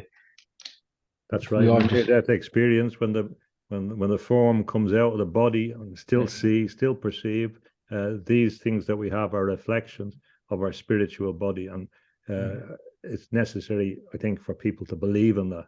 And when they believe in it, then a whole new world opens up, a whole new meaningful world. And in one of the Orson Welles film, The Trial, 1962, the character, who's a representation of Kafka's character, says there's a dirty game, and the dirty game is to make us believe that all this is meaningless and absurd, and that's what it is.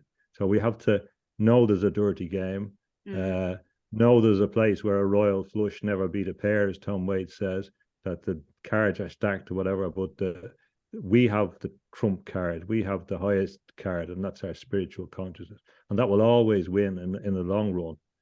We mightn't get a chance to play it quickly, but that's it, and we have that. We have the Joker as well that can act as trickster. So thanks very much for your conversation. It was very enjoyable. Thank you, James. Let's hope that this reaches, if they can sit through 3 hours. And thank you so much for your time. And Dan, thank you, Dan.